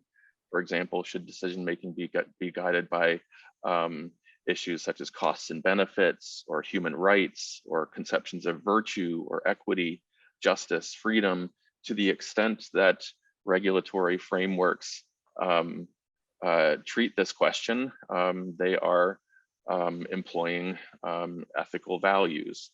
To the extent that they treat questions like which risks are acceptable, what counts as an acceptable distribution of risks, given that we know that risks and benefits of AI technology are rarely, if ever, distributed evenly. So what counts as an acceptable distribution, and who should be included in decision-making. To the extent that, again, regulatory frameworks treat these questions, they are embedding ethical values in them. There are, I think, at least three aspects of regulatory or governance frameworks that embed ethical values. One is the decision of whether these frameworks should be mandatory or voluntary. Another is whether they are risk-based frameworks or rights-based frameworks. And a third is which criteria or concepts are included in the frameworks and which are omitted. So I'll say a little bit about each of these in turn. This is perhaps too obvious to mention, but the decision of whether a regulatory or governance framework is mandatory or voluntary reflects ethical value judgments about how to make morally significant trade-offs. For example, trade-offs between the freedom of AI developers and users to innovate in ways that they see fit, on the one hand, and adherence to particular rules and principles on the other. I think we can see a tendency in the United States to adopt voluntary or to propose voluntary frameworks. There's more of a willingness in the European Union to adopt mandatory ones. But whatever decision one makes here, one is prioritizing a set of values, right? And thus involving ethical values. Additionally, regulatory frameworks tend to be either risk-based or rights-based, or perhaps some combination of the two. But which of these are prioritized, again, reflects ethical values. So in a rights-based framework, there are some actions that may not be performed regardless of the risks or costs or benefits. And in a risk-based framework, whether an action may be performed depends on the consequences of that action. And human rights might be considered as a factor in these consequences, but rights need not trump other costs and benefits, whereas in a rights-based framework, they typically do. As I understand it, the NIST proposed governance or regulatory framework is a risk-based one, whereas, as was suggested earlier, the proposed EU framework is one that involves both risk and rights. And the EU's GDPR is one that, and as I understand it, is a rights-based framework. So within, this is from Article 29 of the Data Protection Working Party, protection of personal data is a fundamental right.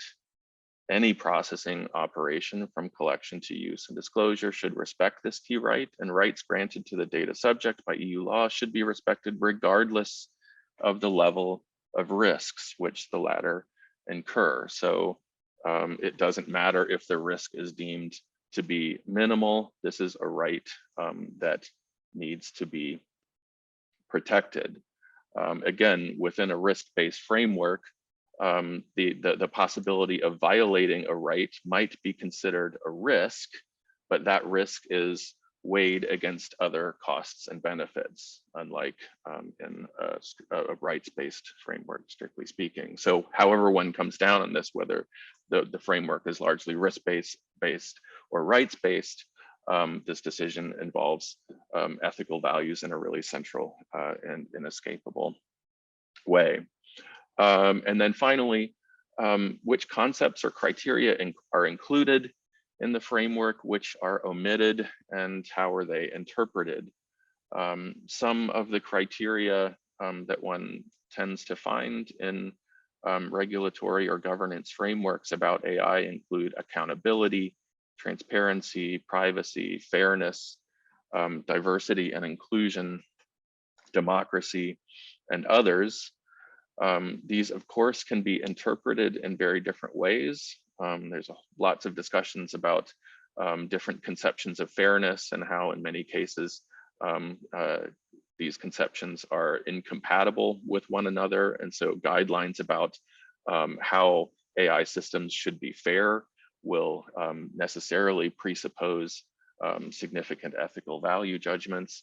And it's also, again, important to note which of these are included and which are omitted. Actions are, omissions are also actions, and if there are regulatory or governance frameworks that do not include some of these values, then that is to make a statement about the relative importance or lack thereof of these values. And so again, given that any regulatory framework about AI will necessarily and inescapably involve ethical values, I think it's really important that we be careful to discuss them in a rigorous way to bring to light how they're operating and what some of the alternatives might be. And with that, I will stop. Thank you. Great, thank you so much. So there are no questions right now that I see in the Q&A, so I will ask my question, which is, one of the things that I think we will see moving forward, and we're already seeing it, of course, in fact, it underlies the whole purpose of this conference, is different approaches, different philosophies, different ways of thinking about regulating AI in different cultures. We're going to have the problem that AI programs are going to be spread across all cultures centrally, right? I mean, just like social media is and all of these things, and yet we may have some very different, very different principles operative in different cultures. I also work with international neuroethics, neuroscience and ethics groups that where the brain initiatives of all these different cultures meet together in Korea, trying to work out some differences between the different cultures and the way in which they conceptualize even what the brain is and what it does, never mind how you should regulate research into neuroscience. And we are seeing the same thing in AI. So I'm just wondering whether you have any ideas or thoughts about how the different ethical systems are going to be able to work together or compromise around AI issues as we try to create something like a global set of standards for AI. Shall I try? Go ahead, Ola. Yes. So, well, thanks, Paul, for this question. Yes, that's the question that, of course, is also the center of reflection for international companies. But EU is a bloc of many countries, and we do have different positions even within the EU, especially with regard to this project of regulation. If you listen to different countries, there will not be just one big position behind it. There are different, I will not name specific countries, specific member states, but we do also have different positions within the EU. Well, now, at the level of values, if you look at Chinese documents or European documents or US documents, of course, the list of values will be slightly different. There will be harmony in China, there will be human rights in the US or the EU, so it will not be exactly the same list. But I will say that at the operational level, these high-level values often lead to similar types of questions. And why is that? Because the 5 sources of ethical tension that I mentioned in my presentation, they are the same for all. They come from the engineering side of things. This is the bias problem, the explicability problem, the robustness problem, the verification and the specification problems. They are similar across the board. Will that lead to seriously different standards? Will that lead to situations when companies will not be able to adapt their products, the same product, across different regulatory landscapes? I'm not sure about that. Even the example of GDPR shows that, yes, we have a standard in Europe for the protection of privacy. Companies working in very different parts of the world will comply with that standard. And often their products will comply with that standard, even in the case they're being used elsewhere. So I think here, it's important that Europe set a global standard, show a global way on how this conversation will roll out. And I am hopeful that when we have this conversation at the global level, for example, at the Global Partnership for AI, GPI, that although everybody, of course, will stay with their own list of values, we will not be able to convince the Chinese or others to rewrite their list of values. Of course not. But in the way this will be implemented at the engineering level, there will be a lot of compatibility, maybe not identity, but a lot of compatibility. Right. Justin, you have a contribution to that? Well, yeah, just to, I mean, to some extent, this is something that we'll need to see how it plays out. But I think the hope would be that there are certain kind of high-level ethical concepts or principles that can be interpreted in a different, in somewhat different ways, such that regulations could be flexible and consistent with different cultural standards, while at the same time adhering to these fairly high-level ethical principles. Well, thanks so much, Professor Biddle and Dr. Greenbaum. There are two more questions in the Q&A, so I'll ask both of you if you could go into Q&A and maybe type out some answers for them, because we don't have time to do that verbally. Thanks for this wonderful session, and I will pass the baton over to Renaud Vedel to MC our next session. Thanks. Hello, everybody. It's my privilege to welcome two new panelists, two times two, with the following panel to enrich the incredibly successful concept of comparative analysis that brings us together today. And the topic now is incentives to regulate AI. We have here Frédéric Marty, who is research fellow at the national organism CNRS. He's based in the southern France, in Nice, at Université Côte d'Azur, and co-chairs the FabLex Deep Law for Tech. And he's also an associate researcher at Cyrano in Montreal. And also I welcome Ben Konzinski, who is a George Kraft Professor of Information Systems and Operations in Operations Management at Goethe Business School at Emory University.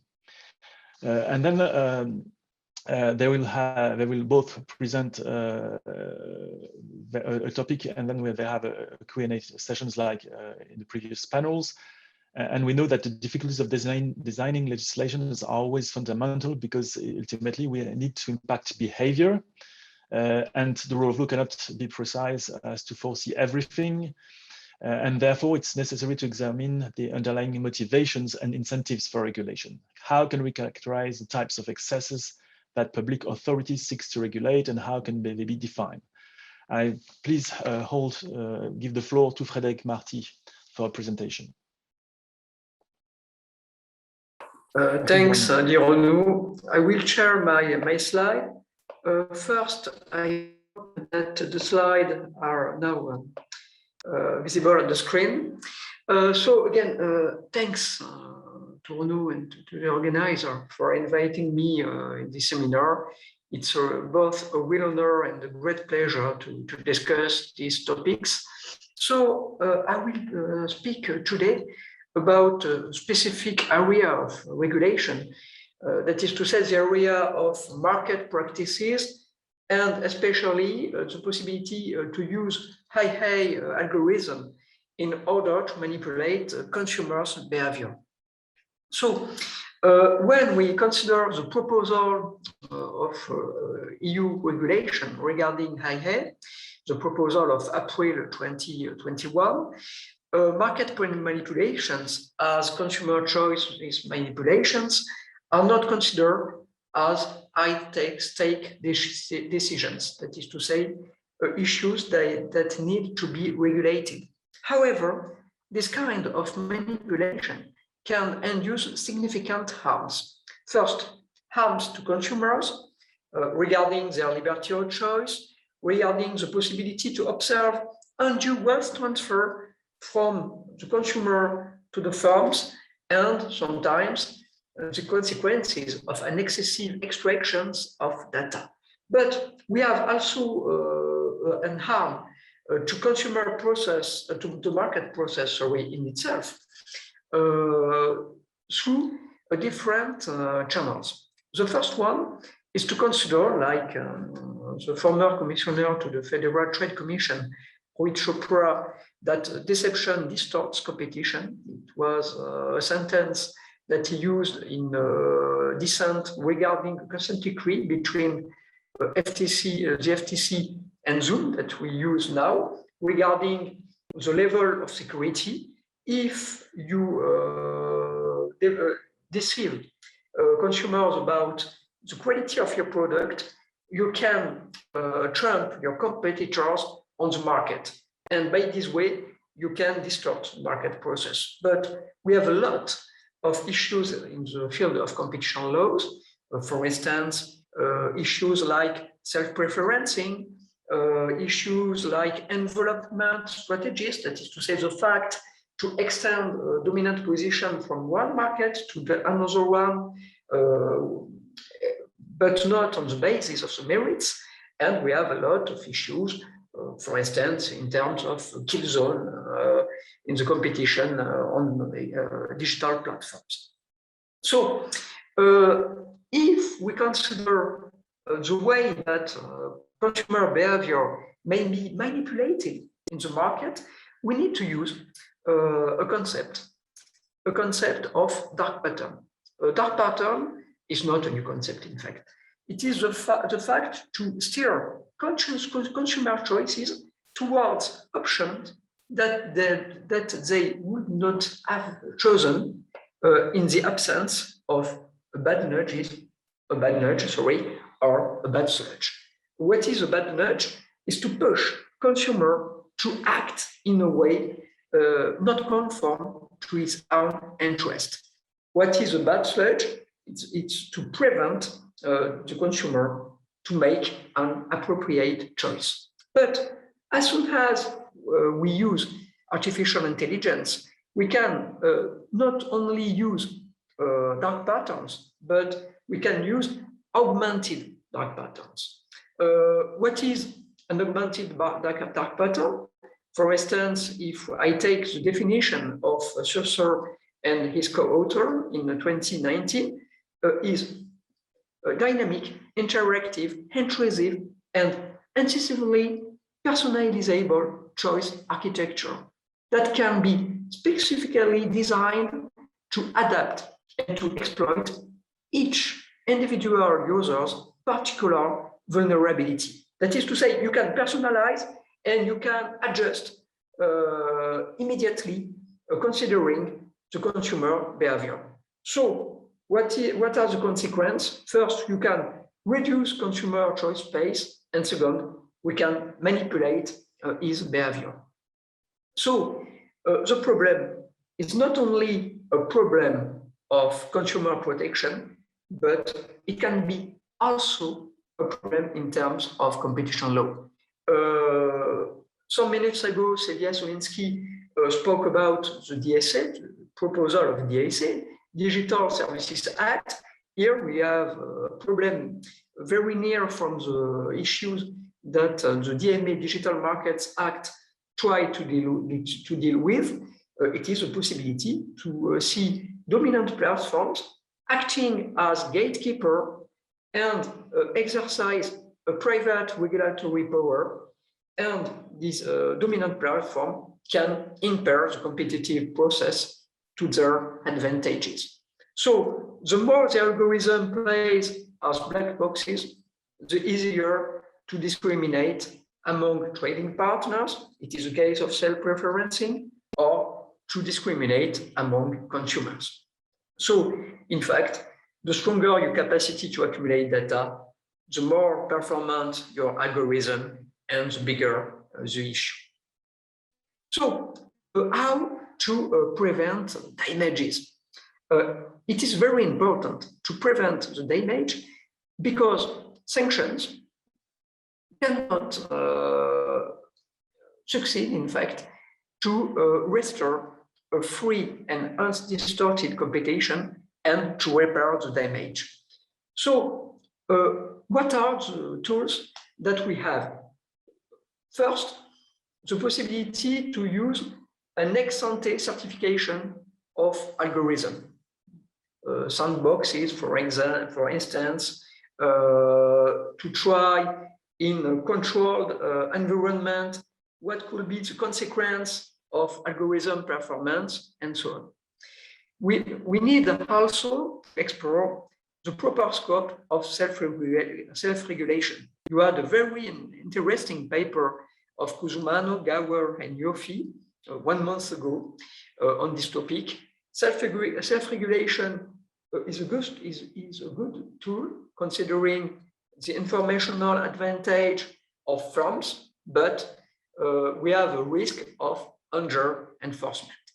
So we could also explore the way of self-assessment tools. It can be, for instance, some certification by independent body regarding the case of environmental, societal, or corporate governance responsibility. It could be a good basis to search for solutions.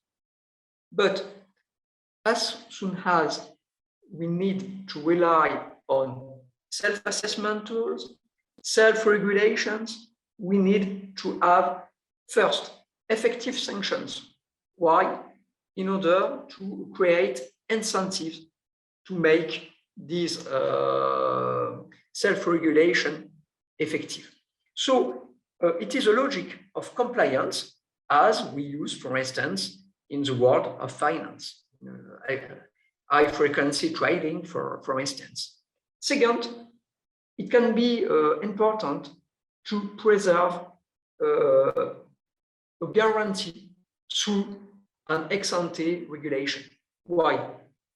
First, we need to make a balance to find an equilibrium between preventing harm and preserving incentives to innovate, incentive to compete.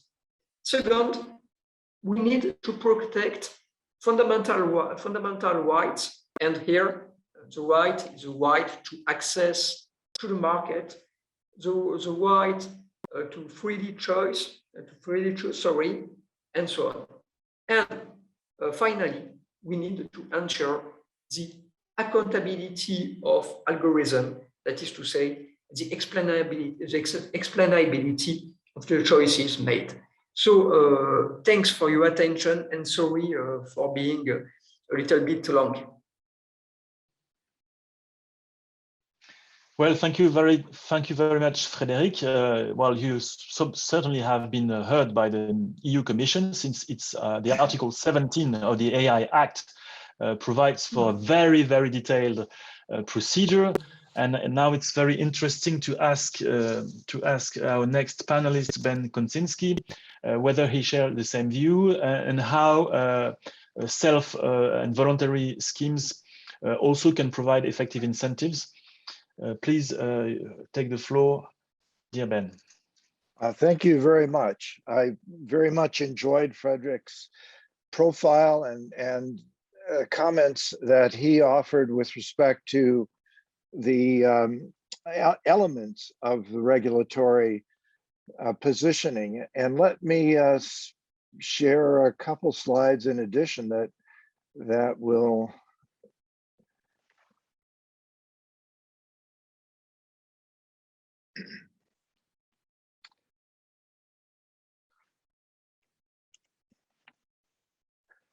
offer some comments extension. I want to certainly, it was a pleasure to see my friend and colleague, Nicole Morris, whom I haven't seen for some time and since pre-COVID time. But to hear this morning the perspectives from so many different dimensions that were complementary to both what Frederick and I believe are issues associated with the approach to regulatory incentives. And in my case, I certainly want to echo what Alexei and Carrie and Justin and Celia had articulated earlier with respect to the core elements of it. What are the prospects for and aspirations of a regulation of AI is a rather interesting conundrum to one who is a computer science background and dealing with commerce, informatique, and electronic commerce evolution for some time. And so I want to speak from the standpoint of the regulatory environments and exposures that I've had through the period. We tend to take a standing start on these activities, and I'd like to extend it a bit further in looking at these emergence of natural tensions that Alexei was touching on as well.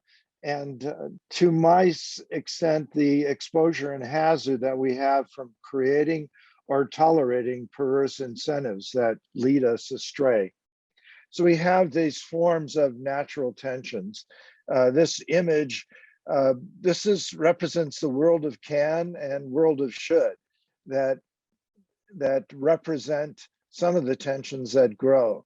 This is a 1936 image of an aspiration to set up a highway intersection that came across the upper deck of the Eiffel Tower. And thankfully it was not pursued. So we had the ability at the time and the wisdom not to do so.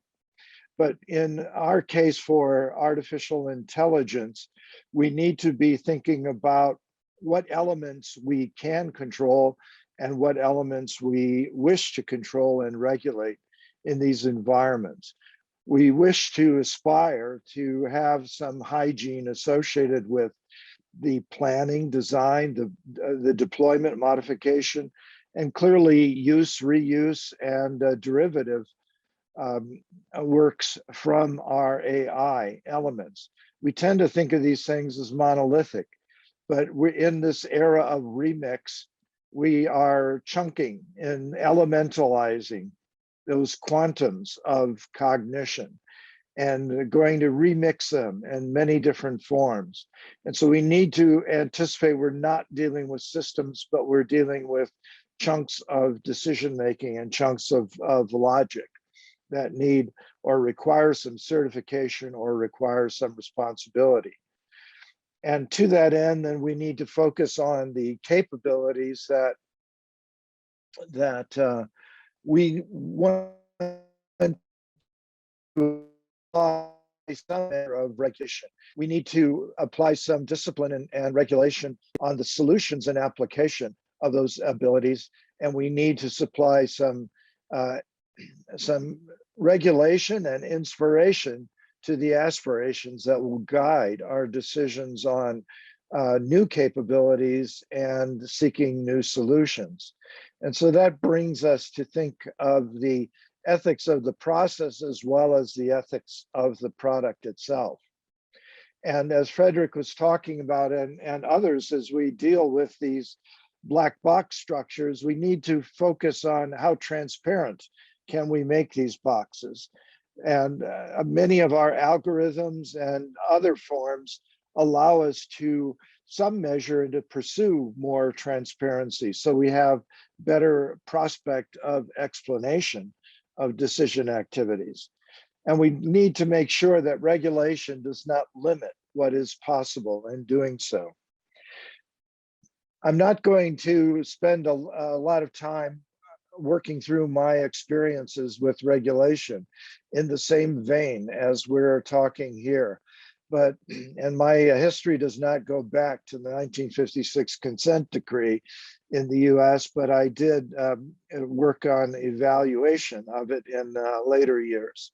As we look at some of our initiatives, in the consent decrees, we were constraining the large organizations to define boundaries of which they won't transit or seek other cooperation. In the computer inquiries of the 1970s, we foolishly thought we could separate the definition of data processing from communications processing to demarcate some market structures. We grew in the internet protocol stack in the 1970s with a strong attempt to try to get a rich fairness and openness, open part of the structure. And we worked in other forms that we've seen with the AT&T divestiture, Minitel initiative in France. And certainly for the in the 2000s, the growth, emergence and growth of social media activities. And for those of us that worked on those technologies and worked on some of the regulations, we lament the fact that we never paid attention to some of the application domains and limitations that led us astray in many ways from a societal standpoint and from a technology leverage. And to my view, the notion of tolerance of advertising created a perverse incentive that uncontrolled is leading us to our debates and challenges that we have today with some of our large players. And if we could turn back the clock, there would be a venue to decide what constitutes fair play and practice on the technologies and capabilities and setting some control and spectrum on the solutions. We have special considerations in AI, and I think Frederick did an excellent job in articulating a number of those as well. They're constraint, but they're also opportunities. We have a strong ability for identity, authentication, and attestation. Who are you and what rights do you have? And what privileges and authorities do you have? We seek an explanation in our decision-making as well. We expect that of a human, even though, as Nicole pointed out, the embedded bias that's a part of often human nature isn't often revealed until post-decision activities. But in our systems and AI systems, we would request and hope that there is an ability to explain decisions. And we have a problem in the domain of the connectionist models, where we challenge explanation and machine learning and others, where we train systems by experience. And sometimes that experience carries or brings bias that ill-informs future use and future application. We need in place also time stamping, and we need to ossify our knowledge bases. From the law standpoint and other respects, we need to know what knowledge base was used in what decision at what time, and what analogy was present or observant in a decision situation. So we cannot necessarily tolerate the fluid notion and fluid evolution, because we often need to timestamp and set up true measures for it as well. And we expect to require some debiasing abilities in these systems as well. It's not sufficient just to detect bias, but if a system is to persist, we need to make sure we alleviate and recognize biases in there. We have the fortune of having smart contracts and persistent technologies that allow us to do things that we could never do with the human side of it. But we're in an age of enchantment. We have half of the population of the earth that are connected and connectable directly to most of our systems. We have 4 billion people in such a state, but we have 40+ billion things that are now becoming more enchanted, more intelligent, more sensory. more sentient, and that they are able to participate in an ecology of societal activity that need to be a part of this. So machine-to-machine communications is a critical participant and a critical stakeholder that we often neglect in looking at these areas. So part of our regulatory concerns, the US fared well on the growth of the internet under the Clinton administration and followed on in the Bush administration through moratoriums on taxation. Had we prematurely tried to establish taxation guidelines where governors were saying a message was transmitted through my state, therefore I earn a piece of that transaction and other factors like that, we would have failed in poor fashion in growing on the innovation of electronic commerce. So often we've got to be cautious, as was brought out by early on by Justin, that the US tends to grow from voluntary initially and with broad guardrails, and tends to tighten those guardrails. And we expect that's going to be our pattern here as well. Understanding and managing the risk differences as well. The challenge to the industry protections and preventing industry protection of prevention of innovation is something that's a key part of our activities that we need to work with. I would hope that we would grow through case law before we establish legislation. Our voluntary pursuit of regulation, as well as case law, grow in advance of legislative action. I participate in groups that are active in this area, like the People-Centered Internet with Vint Cerf and others who have been involved with the formation of the internet and internetworking all along as well. I think it's a mission that we have to be careful. We don't want to try to fix the 20th century, and we spend too much time often doing that, and target the 21st century. And I commend, as Vandenhoven as did early on, my former colleague's book on the age of surveillance capitalism, Shoshana Zuboff, and this picture at the bottom. Were we to show this to them, she might say one of these two people is one of the most evil people in our society. I'll let you guess who. Thank you. Thank you very much, Ben. I don't see any questions in the chat, so probably just 5 minutes for one question. I'll ask it to both of you. The first attempts at regulation do not deal, of course, with the regulation of the technology by itself, but with the use of the technology, the use. The European AI Act, for instance, project intends to regulate AI without providing any legal possibility to compare social technical systems with AI and without AI at the same time. Yet we know that A/B methods, they have profoundly served and are still very used by the digital giants to develop their products. And the sandboxes, for instance, of the draft AI Act, they are very timid and only applicable before the market launch, even for newer and emerging products. And on the contrary, in their introduction, the White House representatives in their paper in Wired, they only mentioned the possibility of filling some gaps, which remains, will leave some possibilities.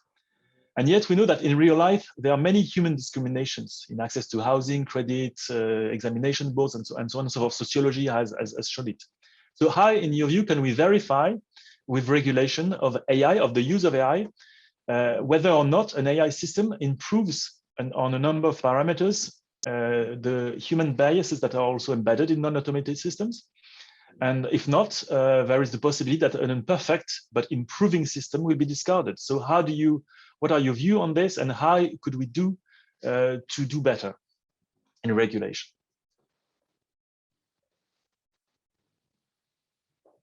Frédéric?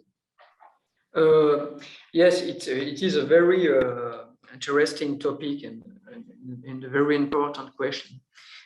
In fact, as soon as we can develop better algorithm, we can have a lot of very contrasting consequences.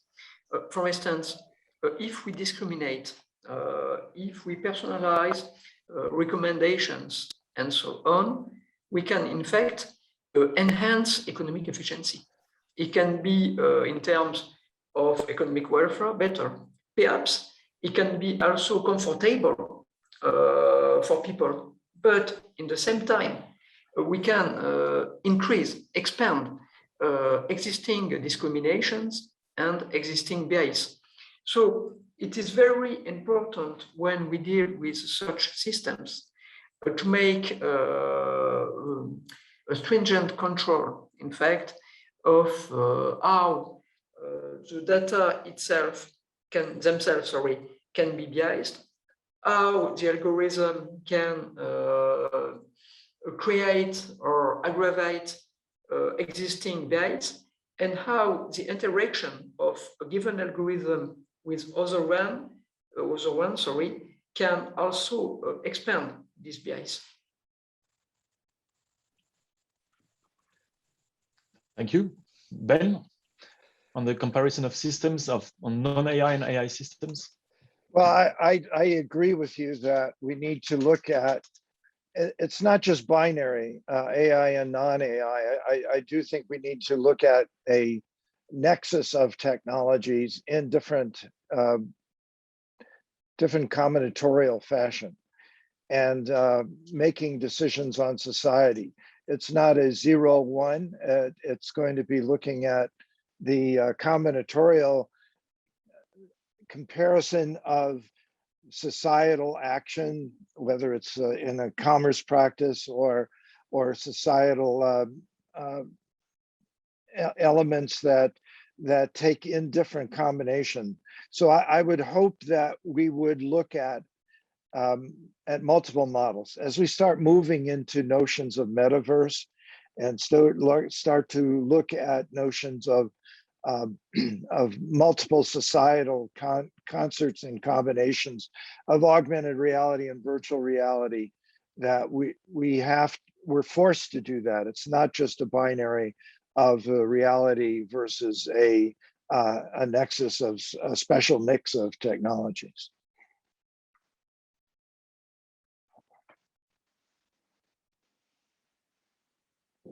Well, thank you both very much for your presentation and participation. It's right on time, 4:30, and I propose that we move on to the next and last panel discussion. I will be here with David Gruson, who is the director of the health program at the Jouve Institute. And he has founded a very active think tank, which is called Ethic AI in France. And his main specialization is in the domain of ethics in health. And also we'll have Jared Brown, who is the director of the US and international policy at the Future Life Institute. We have seen so that on both the European and the American side, AI risk management frameworks have been proposed. Or are being elaborated, are being framed. One is embedded within the Future AI Act, and another was discussed very extensively on the 20th of October last 10 days ago with 800 participants by NIST. So please, David and Jared, talk to us about these. David, the floor is yours. Thank you so much, Tirono. Hi, Jared. Glad to be with you this afternoon. Sorry not to have been able to join from an earlier standpoint, but as you may know, it's a Halloween vacation in France, and vacation is one of the things we are the most gifted in the world for. So I was just with my kiddies. So sorry not to have been able to listen to that, but I want to say that Hélène Marin is here with Etikia, and she has listened to them since the very beginning of the session. So thank you so much. I will just try to share my screen if I'm able to do so. Otherwise, I would do. Yes, I think it will work. Okay, are you able to see the screen? It functions, it operates. So yes, we can see it. Okay, just wait, and just a word also to thank deeply Renaud for his commitment to help us enhance AI in France. I also want to say a big hello to Celia and Alexei, my counterparts in the French National Council for Ethics, and thank you, Margot, for your invitation. So I just wanted to discuss, and I try to put it in a nutshell, this notion of human warranty of AI compliance, which, as you may already know, is from now in force in France and is getting to to be enforced in Europe, but also on a larger scale in the healthcare field. That's where I'm thinking, but with also larger prospects with respect to the AI European bill. So this principle of human warranty, that is to say human oversight, human supervision of AI, has been put forward by ETKI since 2017, and it has been also backed by the French National Council for Ethics in his 129 opinion, which has been issued within the framework of the bioethics law re-examination process. And as you probably know already, this law has been enacted on last August the 2nd. So I just wanted to give you an operational example in the dental side. As you know, the dental practice is at the conjunction of three fields of application of AI, at the field of diagnostic, at the field of data-driven AI. One is able to collect large amounts of data during the caring of the patient, and also with respect to the back office AI. What we had to do is developing a human warranty compliance college or human warranty compliance methodology under the aegis of the UFSBD, which is the French Union of Dentists, and which was very willing to be pilot in this application of human warranty within the framework of this Article 11. That was the project bill. It's now Article 17 of the bill with two new principles: prior information of the patient on the use of AI on the one hand, and on the other hand, deployment of human supervision, both at the stage of conception of algorithms and at the stage of real life implementation. As you know, also, this principle of human warranty also found its way within the framework of this European drafts AI regulation. It's the new Article 14.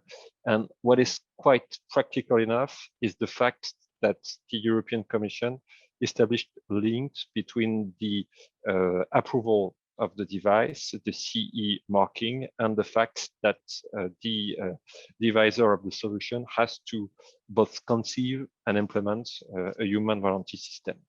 There's here a slight difference with the US, as also I'm sure you already know, since the FDA issued an opinion during the Las Vegas CES in 2020. The FDA endorses the human warranty principle, but only at the stage of implementation. Quite a larger approach of human warranty, but still it's the same principle at the stage of implementation in real life. So let's focus on Article 14, human oversight. From the European point of view, it enshrines the need for a human warranty for the ethical deployment of AI. That is to say, it doesn't mean having a human at every stage of the algorithm, but identifying critical points in the very notion of quality control process. It's no more than a ethical quality control policy. We can find, again, just like in the French bioethics law, the two sides of the human oversight. The first one is information of the user before implementing the AI algorithm to make the user able to fully understand the capabilities and limitation of the AI system, to be aware of the risks, and to be able to correctly interpret the results of the high-risk AI. One point is worth being highlighted is the fact that this European bill, just like Renaud previously underlined it, applies to the all the cases of AI implementation. But as you already know, with somehow a modulation of the regulation with regard to the risks embarked by AI, and with the notion that AI applied to healthcare is almost at every time considered as high risk AI. So that's the first part. And the other part is human supervision, but both at the design phase. Once again, slight difference between Europe and US, the US at this stage, and the other part is human warranty in real life. So just to conclude, we applied this human warranty college scheme to the Auralien device, which has been conceived by Dental Monitoring, a quite cool French firm to follow, since when we devised this human warranty scheme, it was only a startup, and it turned last week to be our 20th unicorn in IT. And the fact that this company was willing to place its solution under the aegis of the Union of Dentists and under a human warranty control proceedings is quite a good notion of the quality it intends to embark. So what we did is an initial legal and ethical audit, and we devised a scheme in which 3 times a year we will review certifies randomly selected, and we will confront the analysis issued by the AI with human supervisors analysis. The files will be virginized in a secure environment for the hosting of health data. That's a key point, as you may well understand. And the Union of Dentists appointed 4 dental surgeons to review the solutions, and we pre-validated, agreed for reporting findings. Quite an interesting way to do so. It's a way to appraise the quality, and it led to the identification of discrepancies between AI and reviewers, and with also corrective measures. That's the idea. To give you just an example, we, in most cases, highlighted the fact that the AI was, I will stop the sharing of my screen. We highlighted the fact that in most cases, the AI was most accurate than human analysis. Quite an interesting notion to point out. But in some cases, the human warranty was more efficient and was also necessary, and it led to corrective measures. Just to give you a slight example, we highlighted the fact that the age notion within the framework of the algorithm was understated in some cases. So we reappraised, and the IT operator agreed to do so, this criterion, in order to turn the algorithm into a more efficient and ethical version. So that's all for me at this stage. As a conclusion, that you know that what is quite interesting is the fact that this dialogue between Europe and the US led us to the emergence of a common regulatory principle, which has been recently endorsed by the WHO, the World Health Organization, in its recommendation on ethical regulation on AI, which has been issued a report issued last June, which gives us a very large definition of human warranty, applying once again to all cases, and now a global recommendation, which has been the result of common American and European works. Thanks for your attention. Thank you, David, for this very clear presentation on the articulation of the AI risk management framework with the principle of human oversight, which is at the heart of risk management systems. And I think your presentation shows that risk analysis systems are not only designed to force the producer or the user to ask the right questions to itself, but also to never give up their duty of supervision. And one should never hide behind the automatic skills of the machine. And this will be the difficulty of training professional agents or citizens in the use of high-risk AI. Now, please, I give the floor to Jared Grant, who will give the American position. Please, Jared. Thank you for having me, and it's been a great pleasure to listen to all the other panelists. And we've obviously covered a lot of ground today already, so I'll try and build off of what others have said and leave plenty of time for questions. So I think I was asked to really just speak to how the US might proceed from the risk management framework that has been discussed already from NIST. And a lot of folks in the US, AI experts, policy experts, are looking towards the development of the AI risk management framework from NIST as sort of a key cornerstone for eventual regulation in the United States. And so the model here is really based on past practice that NIST led with cybersecurity. So in 2013, NIST was tasked with developing a very similar framework as they are tasked with to develop for AI on cybersecurity. And over time, it started just like the NIST AI risk management framework as a voluntary set of guidance. Over time, that cybersecurity framework has gradually worked its way into hard law in various different ways. So it's become a cornerstone for procurement requirements throughout governments at state level and federal level, in terms of you have to comply with the cybersecurity framework in order to be procured by the government agencies.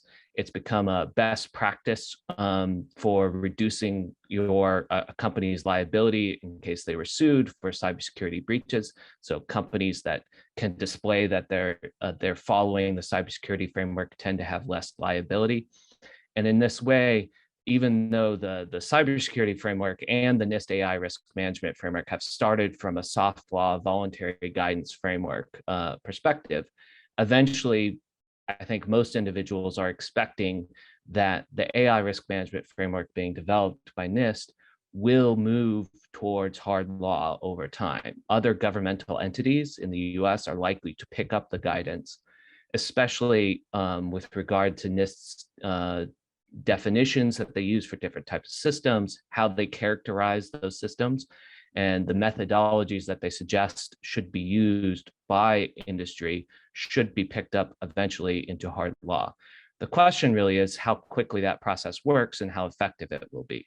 And that really gets us to the consequences that we might face if this risk management framework fails to live up to its great promise. And so if we get this wrong, really what we're talking about is the same type of issue that we face repeatedly in technology policy. And there's a term that gets used in the US, and I don't know, hopefully in France as well, called the cooling ridge dilemma or the pacing problem. And what that basically says is that the social consequences of technology are very difficult to predict early in the development of the technology. And by the time that we actually start to understand and appreciate those consequences, the technology has become so ingrained in society that it becomes very difficult for governments to act on effective means of governing those consequences. And at the Future of Life Institute, some of our co-founders, including Max Tegmark, have referred to this as the wisdom race. So we are facing a challenge with AI systems where humanity has to be wiser than we have been in the past with regard to technology. We have to be able to anticipate the risks of AI before they present themselves. Otherwise, we'll be forced into this dilemma, this pacing problem, where governments are always being reactionary to systems that are being integrated across all industries. AI is going to be formative for all of industry. And in doing so, we really need to have these risk management frameworks be future-proof and forward-thinking about the types of risks that they need to capture in their risk management framework. And so in the US and in the EU, Future of Life Institute has worked in both governance forums. We've really pushed the idea that we need to future-proof these risk management frameworks. And the way that we think about this is really comes down to four key factors. One is that the risk of an AI system cannot be contingently decided only on its use case. So we are seeing AI systems that are increasingly generalized being developed. These are systems like the GPT-3, which is a massive language model that has many different applications, many different uses. It's even being used as a foundation for other AI systems. And this has been discussed by Stanford University recently in a massive paper by their entire computer science department about foundational models for AI systems. These generalized systems don't have a use case, they have many use cases. And so when we think about assessing the risk of AI systems that has this generalized capacity, we have to be able to assess the core capabilities and the core characteristics of that system. And we heard earlier from Elham at NIST that they're really trying to do this. And an example I'll give to the audience is really, if you look at their paper on explainable AI, they identify 4 principles of explainability. And one of them that we're very glad to see at the Future of Life Institute is this idea of knowledge limits. And this principle of knowledge limit says your AI system should essentially be able to tell you when it is skewing past its distribution, its training data. And it feels less confident, it has less confidence in its ability to act safely, ethically, or give you recommendations that are founded in its data set. That knowledge limits principle is something that can be looked at for any number of AI systems. And you don't need to look at it exclusively from a use case perspective. You can assess the ability of the system to explain itself to its users, regardless of how it's being used. And those are the types of characteristics that will really need to be picked apart in these risk management frameworks and focused on, so that we can assess the risk of the system without having to depend on knowing exactly how it will be used. And another thing that we've talked a lot about is societal level harms that aggregate when systems are deployed on a massive scale. So I think in the news all throughout the US and in the news in the EU as well has been coverage of the Facebook files, which is a case in point of this issue. There are minute harms that can happen over at the aggregation of the use of a single AI system. So in the case of Facebook, it's news recommendation, content recommendation algorithm. On a single use of that system, it may not produce societal level harm. Obviously, though, when it is deployed on a platform as widely used as Facebook, those harms start to aggregate to a massive scale and affect things, including like the nature of our democracies. And so we have to be able to account for that kind of societal level risk within our risk management frameworks in order to properly address AI going forward. And finally, I would just note that we also have to think about monitoring these systems. A model we often push at Future of Life is the pharmacovigilance model. So consider the lengths that we go to both in the US and the EU to monitor the effect of drugs and medicines that have been pre-approved by regulators after they're already in the market. We go to great extent to monitor for drug interactions, unintended side effects, rare conditions that may come up when you take drug A with drug B. And we really need to be thinking about that kind of robust monitoring for AI systems in order to properly account for their risk going forward. And it's not all doom and gloom. I did want to add that, like, if we get this right, clearly there's tremendous benefit that can be gained from AI systems. And I'll leave it there for their questions. Thank you very much, Jared. I don't see any questions in the chat. So again, I'll ask one to both of you. We have 10 minutes, so maybe if there's another question coming, please write it down in the panel.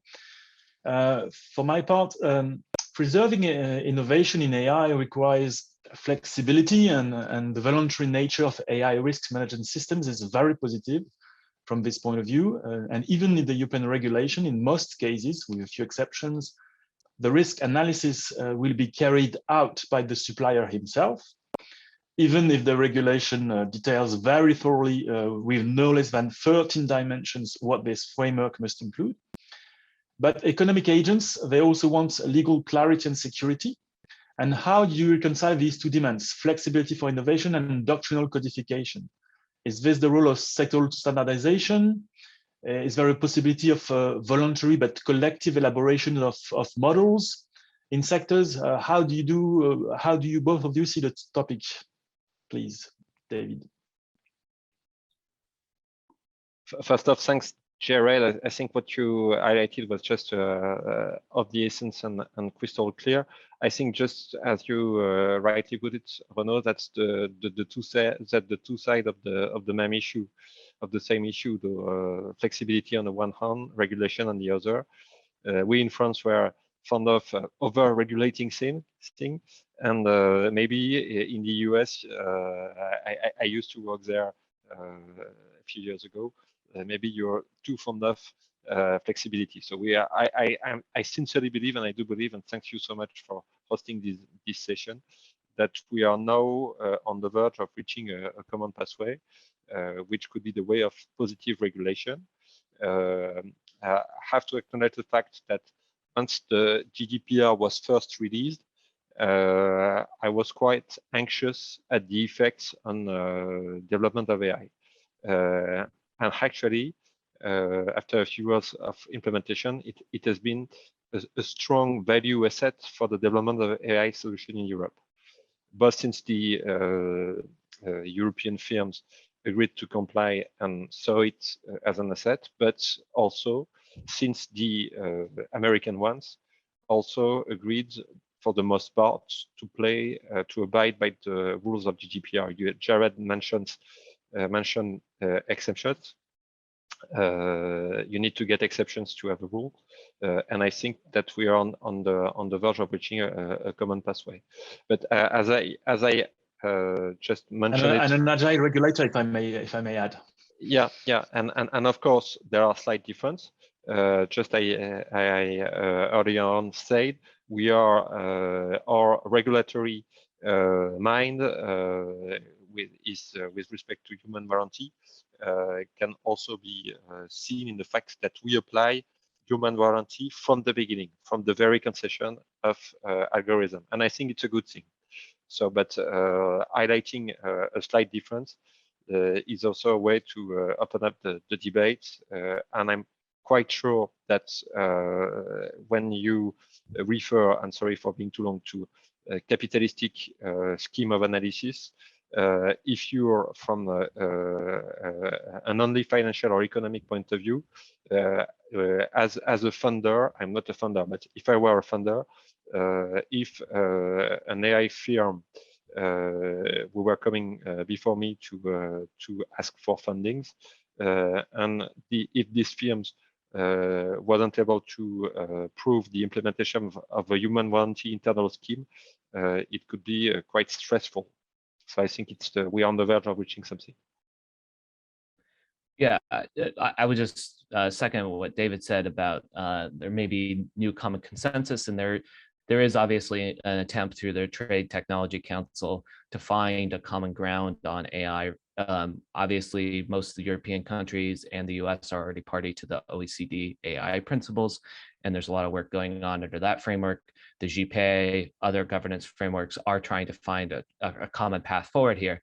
I would add that, though, that there is this common misconception, I feel, that like regulation necessarily hinders innovation, right? Clearly, what we have seen is that there is a need from a consumer perspective to have a higher degree of trust in AI systems. And the more we see incidents where AI systems are deployed, they're racially biased, they're unethical, they're unsafe, etc., the less likely it is that we're going to see adoption of the technology in all the beneficial ways it can. And an example that is actually quite relevant to the US and France comparison point here is nuclear power, right? So the US has a mixed history on nuclear power safety, and our industry for nuclear energy is severely limited by comparison to that of France. And a lot of that has to do with the trust that the industry has developed over time in the two countries. And so we have to think of ways of regulating to ensure that the product is of such a quality that it will increase adoption, will increase the trust that consumers place in it because it's warranted. But the more incidents that we see, like we're hearing with the Facebook files, the more damaging it will be to AI systems overall. And it can lead also to economic backlash for the ones who wouldn't abide by the rules. Well, thank you very much, Jared, for this very balanced view, and I see you're very close to one another. Are there any other comments one of you wishes to make? We have 2 minutes or 3 minutes left. Otherwise, I will hand over the floor. Maybe David for a word of conclusion. No, it's all right for me. Thank you for hosting this session. It's just great to have this over Atlantic Ocean dialogue on AI. It's an essential vector for our common future. Agreed. And well, thank you.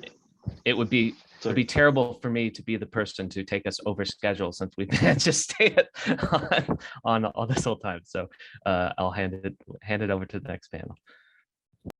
Thank you both of you, and also Jared. Thank you for the tremendous material that Future of Light Institute provides to the general public on their website. Thank you. Xavier, I see you've come back, so thank you very much for having attended those 2 panels, and I'm handing back the floor. Have a pleasant conclusion. Thank you very much, Renaud. Many thanks, Prefet Vedel, for your moderation on this panel. We are now coming to the last part of this seminar for the conclusion. And for this, I would like to introduce different experts, both from the AI field or from the diplomatic field. So please let me introduce Igor Jablokov, currently the CEO of the Prion Company in the USA, Mrs. Kashi Sehgal, co-founder and CEO of Gigabark in Atlanta, USA, and John Benja, currently professor at the Department of Rehabilitation Medicine and Medical Ethicist at the Center for Ethics at Emory University. Then the final word will be given by Mr. Rami Abi Akel, currently the Attaché for Science and Technology at the French Embassy in the USA and at the Consulate General de France in Atlanta. Also will be joining him Xavier Vressot, Science Attaché for Science and Technology from the French Embassy in the USA at Washington, DC. Thank you, Igor, Kashi, and John. I will leave you the floor. Thank you.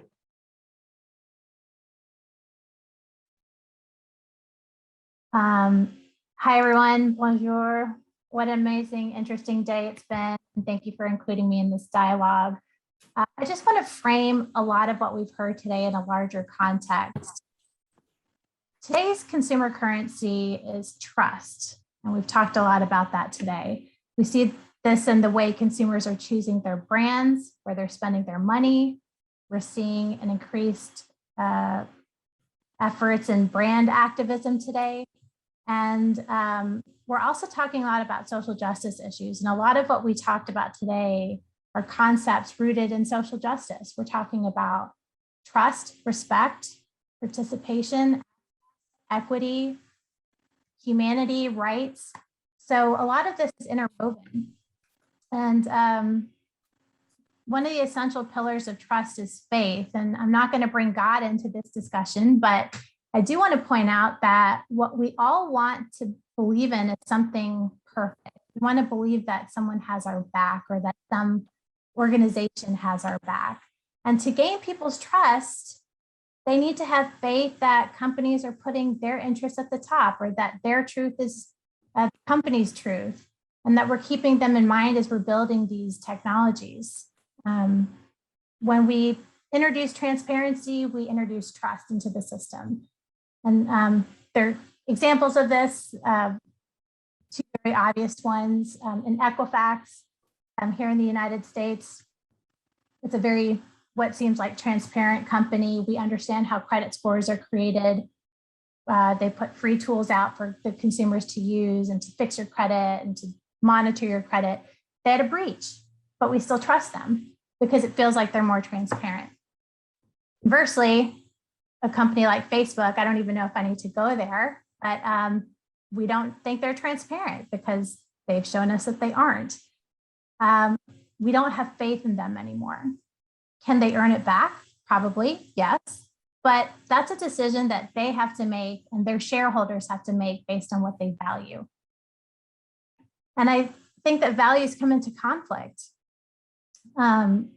Being open and transparent and ethical can be a slow process. We heard today that there's like 137 question ethical framework you can go through. That's slow, it's moving slowly. And it's feared because people think moving slowly crushes innovation. And when you're developing technology and innovating, you want to move fast because speed is money. But the questions that we're asking here today are, should they? What's the rush? Are we rushing for the sake of development? Are we really developing new tech to help people? No technology is disruptive until it's used, and it can't be used until it's created. So we really have the power to build more ethical technology. It was mentioned earlier today, designing for our values. Obviously, this is the right way to do it, but again, values come into conflict. So how do we incent businesses to be more ethical? Do you tie it to dollars and ROI? Is it consumers pushing for more ethical companies and conscious companies? Is it government regulation? We just heard usually government and regulation catches up to technology. So we're seeing this in big tech in the US right now. Europe has tried to be more proactive, but big tech still got there before all of us put guardrails in. So it's hard and it's uncomfortable to do it retroactively, but it's how all innovation has been regulated. And you can't know how far you can go until you can go there. Just one more set of questions. When we talk about regulation, we should think about the basic question: is internet a utility and should it be regulated as such? AI is part of it, right? So internet is essential, I think, just like electricity, water, gas. It makes all of those things make our life better. It's essential.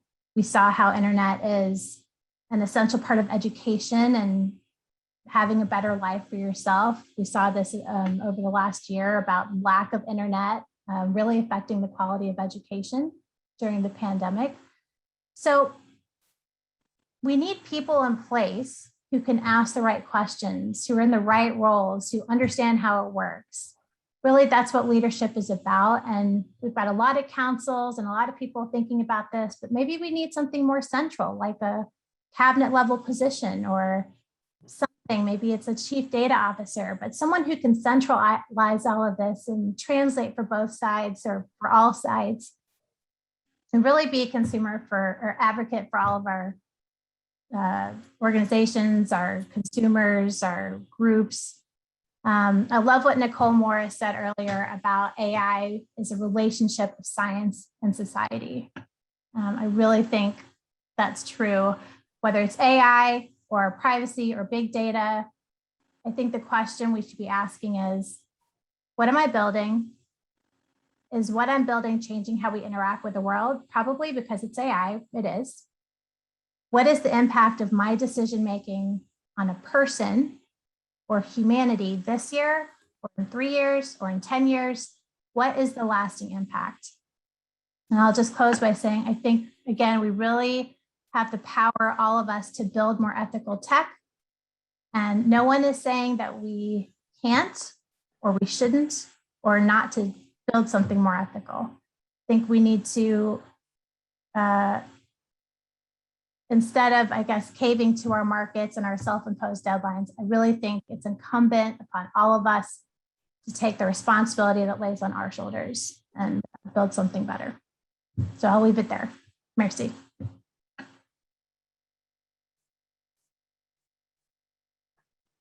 Igor, why don't you go ahead? I'll save my remarks for last. Sure. Interesting. So Silicon Valley, right, is defined by moving fast and breaking things, right? That's their ethos, and that seemed like something we could all snicker, and we get better iPhones, and we get better searches, and we get better social interactions for it until what? We got to the precipice of losing our way of life. Literally, that's how far they were able to take it. And why is that? Actually, building on Kashi's remarks, I will say, I will bring God into it, because commercial entities only have one God, right? They're monotheistic, right? They do exactly what their customers want. And so, you know, if you want to affect change with them, you can't take them dead on, right? Because they're practically sociopathic to that drive. You have to go and turn it into something that is being driven by customer demand. AI just amplifies what humans naturally do. Our species is defined by one group oppressing another in order to extract resources.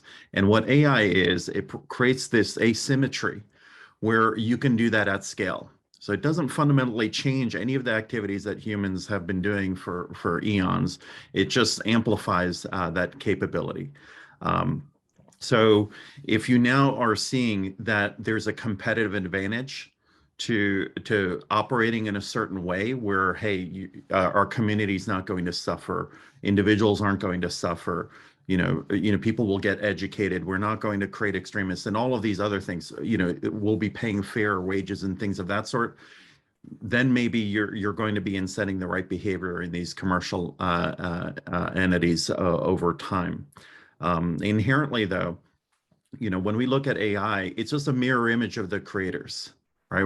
We try to, talk to it as if, we're talking about Halloween ghouls, but is a lion, attacking a gazelle evil, or is it just part of nature? And so I think we have to view it as something that's a natural thing and natural evolution of what we've been doing for a great period of time. But I think we have to align incentives and influences, for people, for these commercial entities to do what we want. And by their very nature, they're not going to address it unless the people demand it. When you go buy a car, guess what?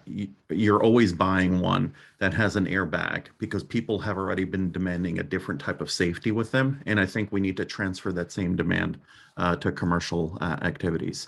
I'll start there. I know we're going to go interactive, so I'm looking forward to that.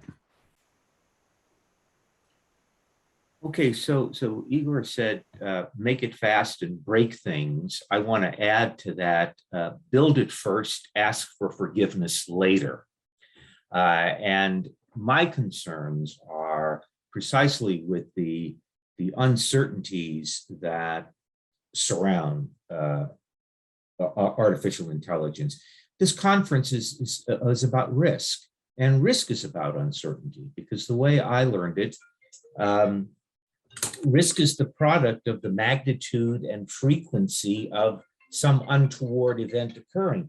Well, we don't have oftentimes a good idea of what the magnitude of an event, of a risky event, if a risk materializes, what the magnitude of that or severity is going to be. And we very oftentimes lack a good idea of how frequently a risk might materialize. I've been studying errors and disasters for 2 decades, errors and disasters as they occur in healthcare facilities. And I can tell you that healthcare providers are at best mediocre in terms of assessing hazard opportunities, probability of risk materializations at their facilities. Oftentimes, they are aghast and bewildered at how a particular disaster occurred, never expecting something like that to happen. And yet you or me, if we were looking at that disaster, of course, after it occurred, it would be very, very easy to point the finger to, well, did you notice this hazard opportunity here and this one and this one? And the people who study error talk about the hindsight bias. They talk about, oh yeah, after something nasty has gone down, it's easy to go back and look and see the moments and the entities, that the events that made that phenomenon possible. But my point though is that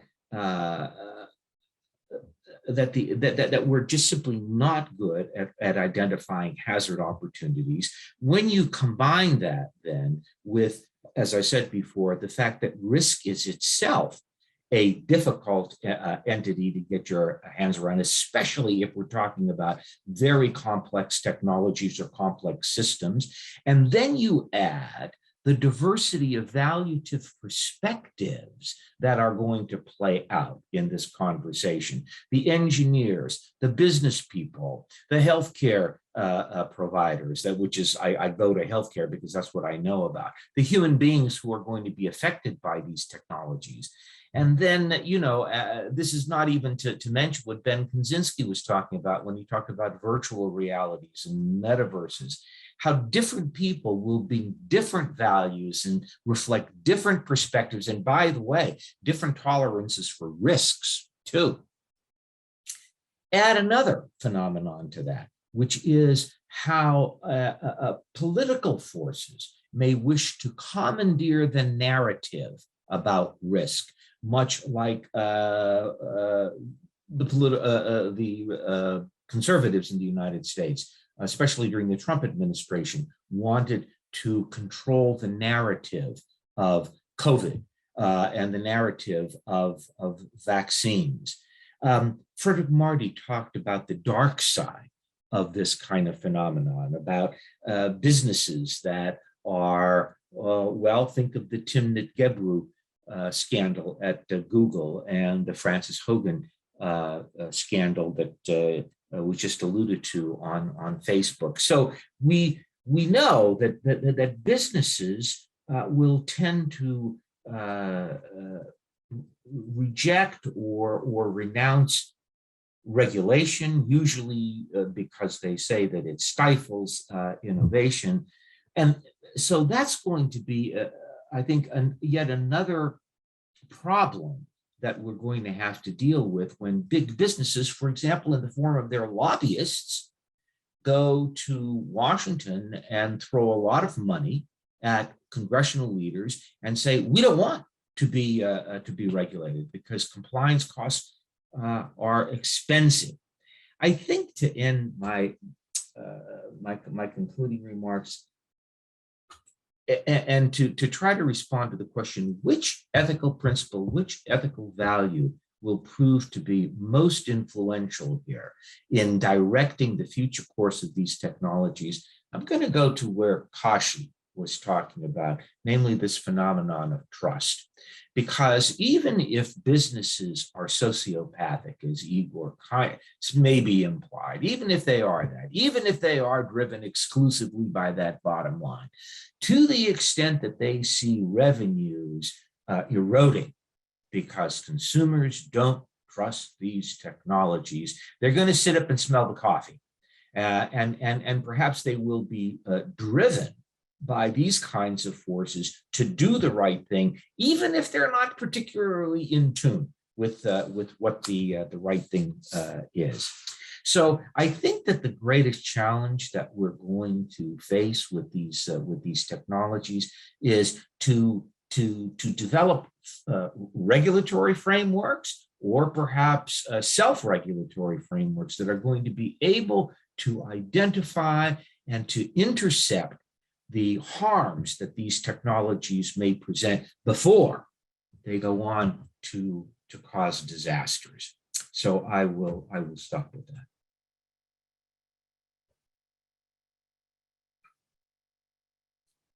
Back to you, Xavier or Anne-Elizabeth.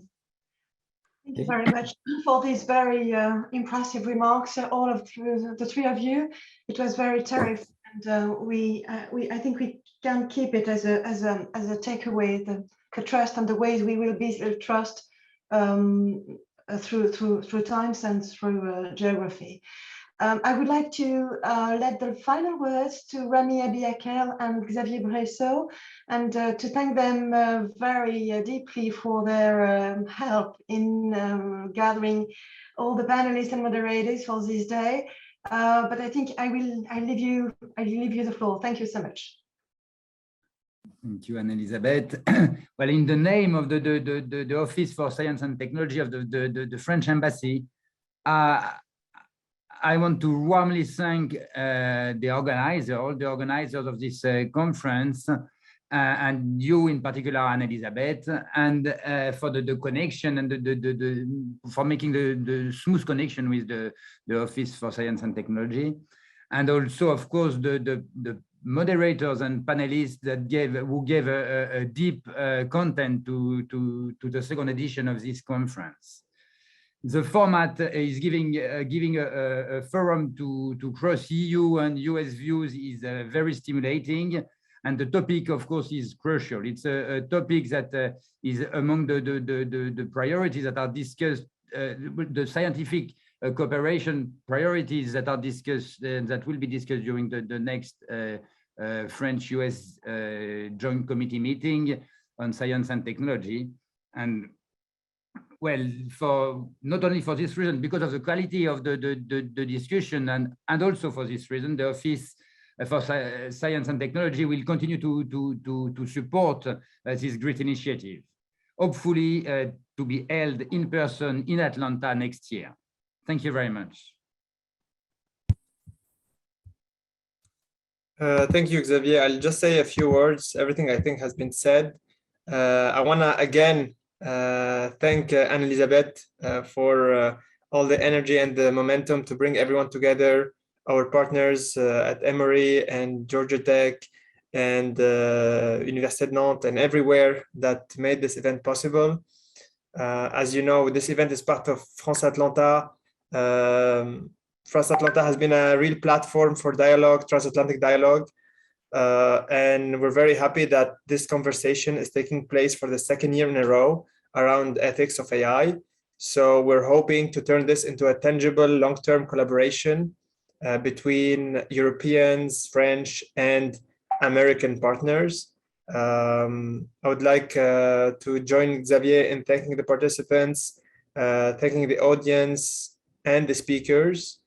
And the end of France Atlanta is approaching soon. We hope to see you next year, as Xavier said, in person in Atlanta, maybe for round 3, as we say in French, jamais deux sans trois. So next year, hopefully we'll meet everyone in person, and hopefully some collaboration will have emerged by then. In the meantime, we'll continue the dialogue and the conversations, and we'll hope to see you next year. Thank you.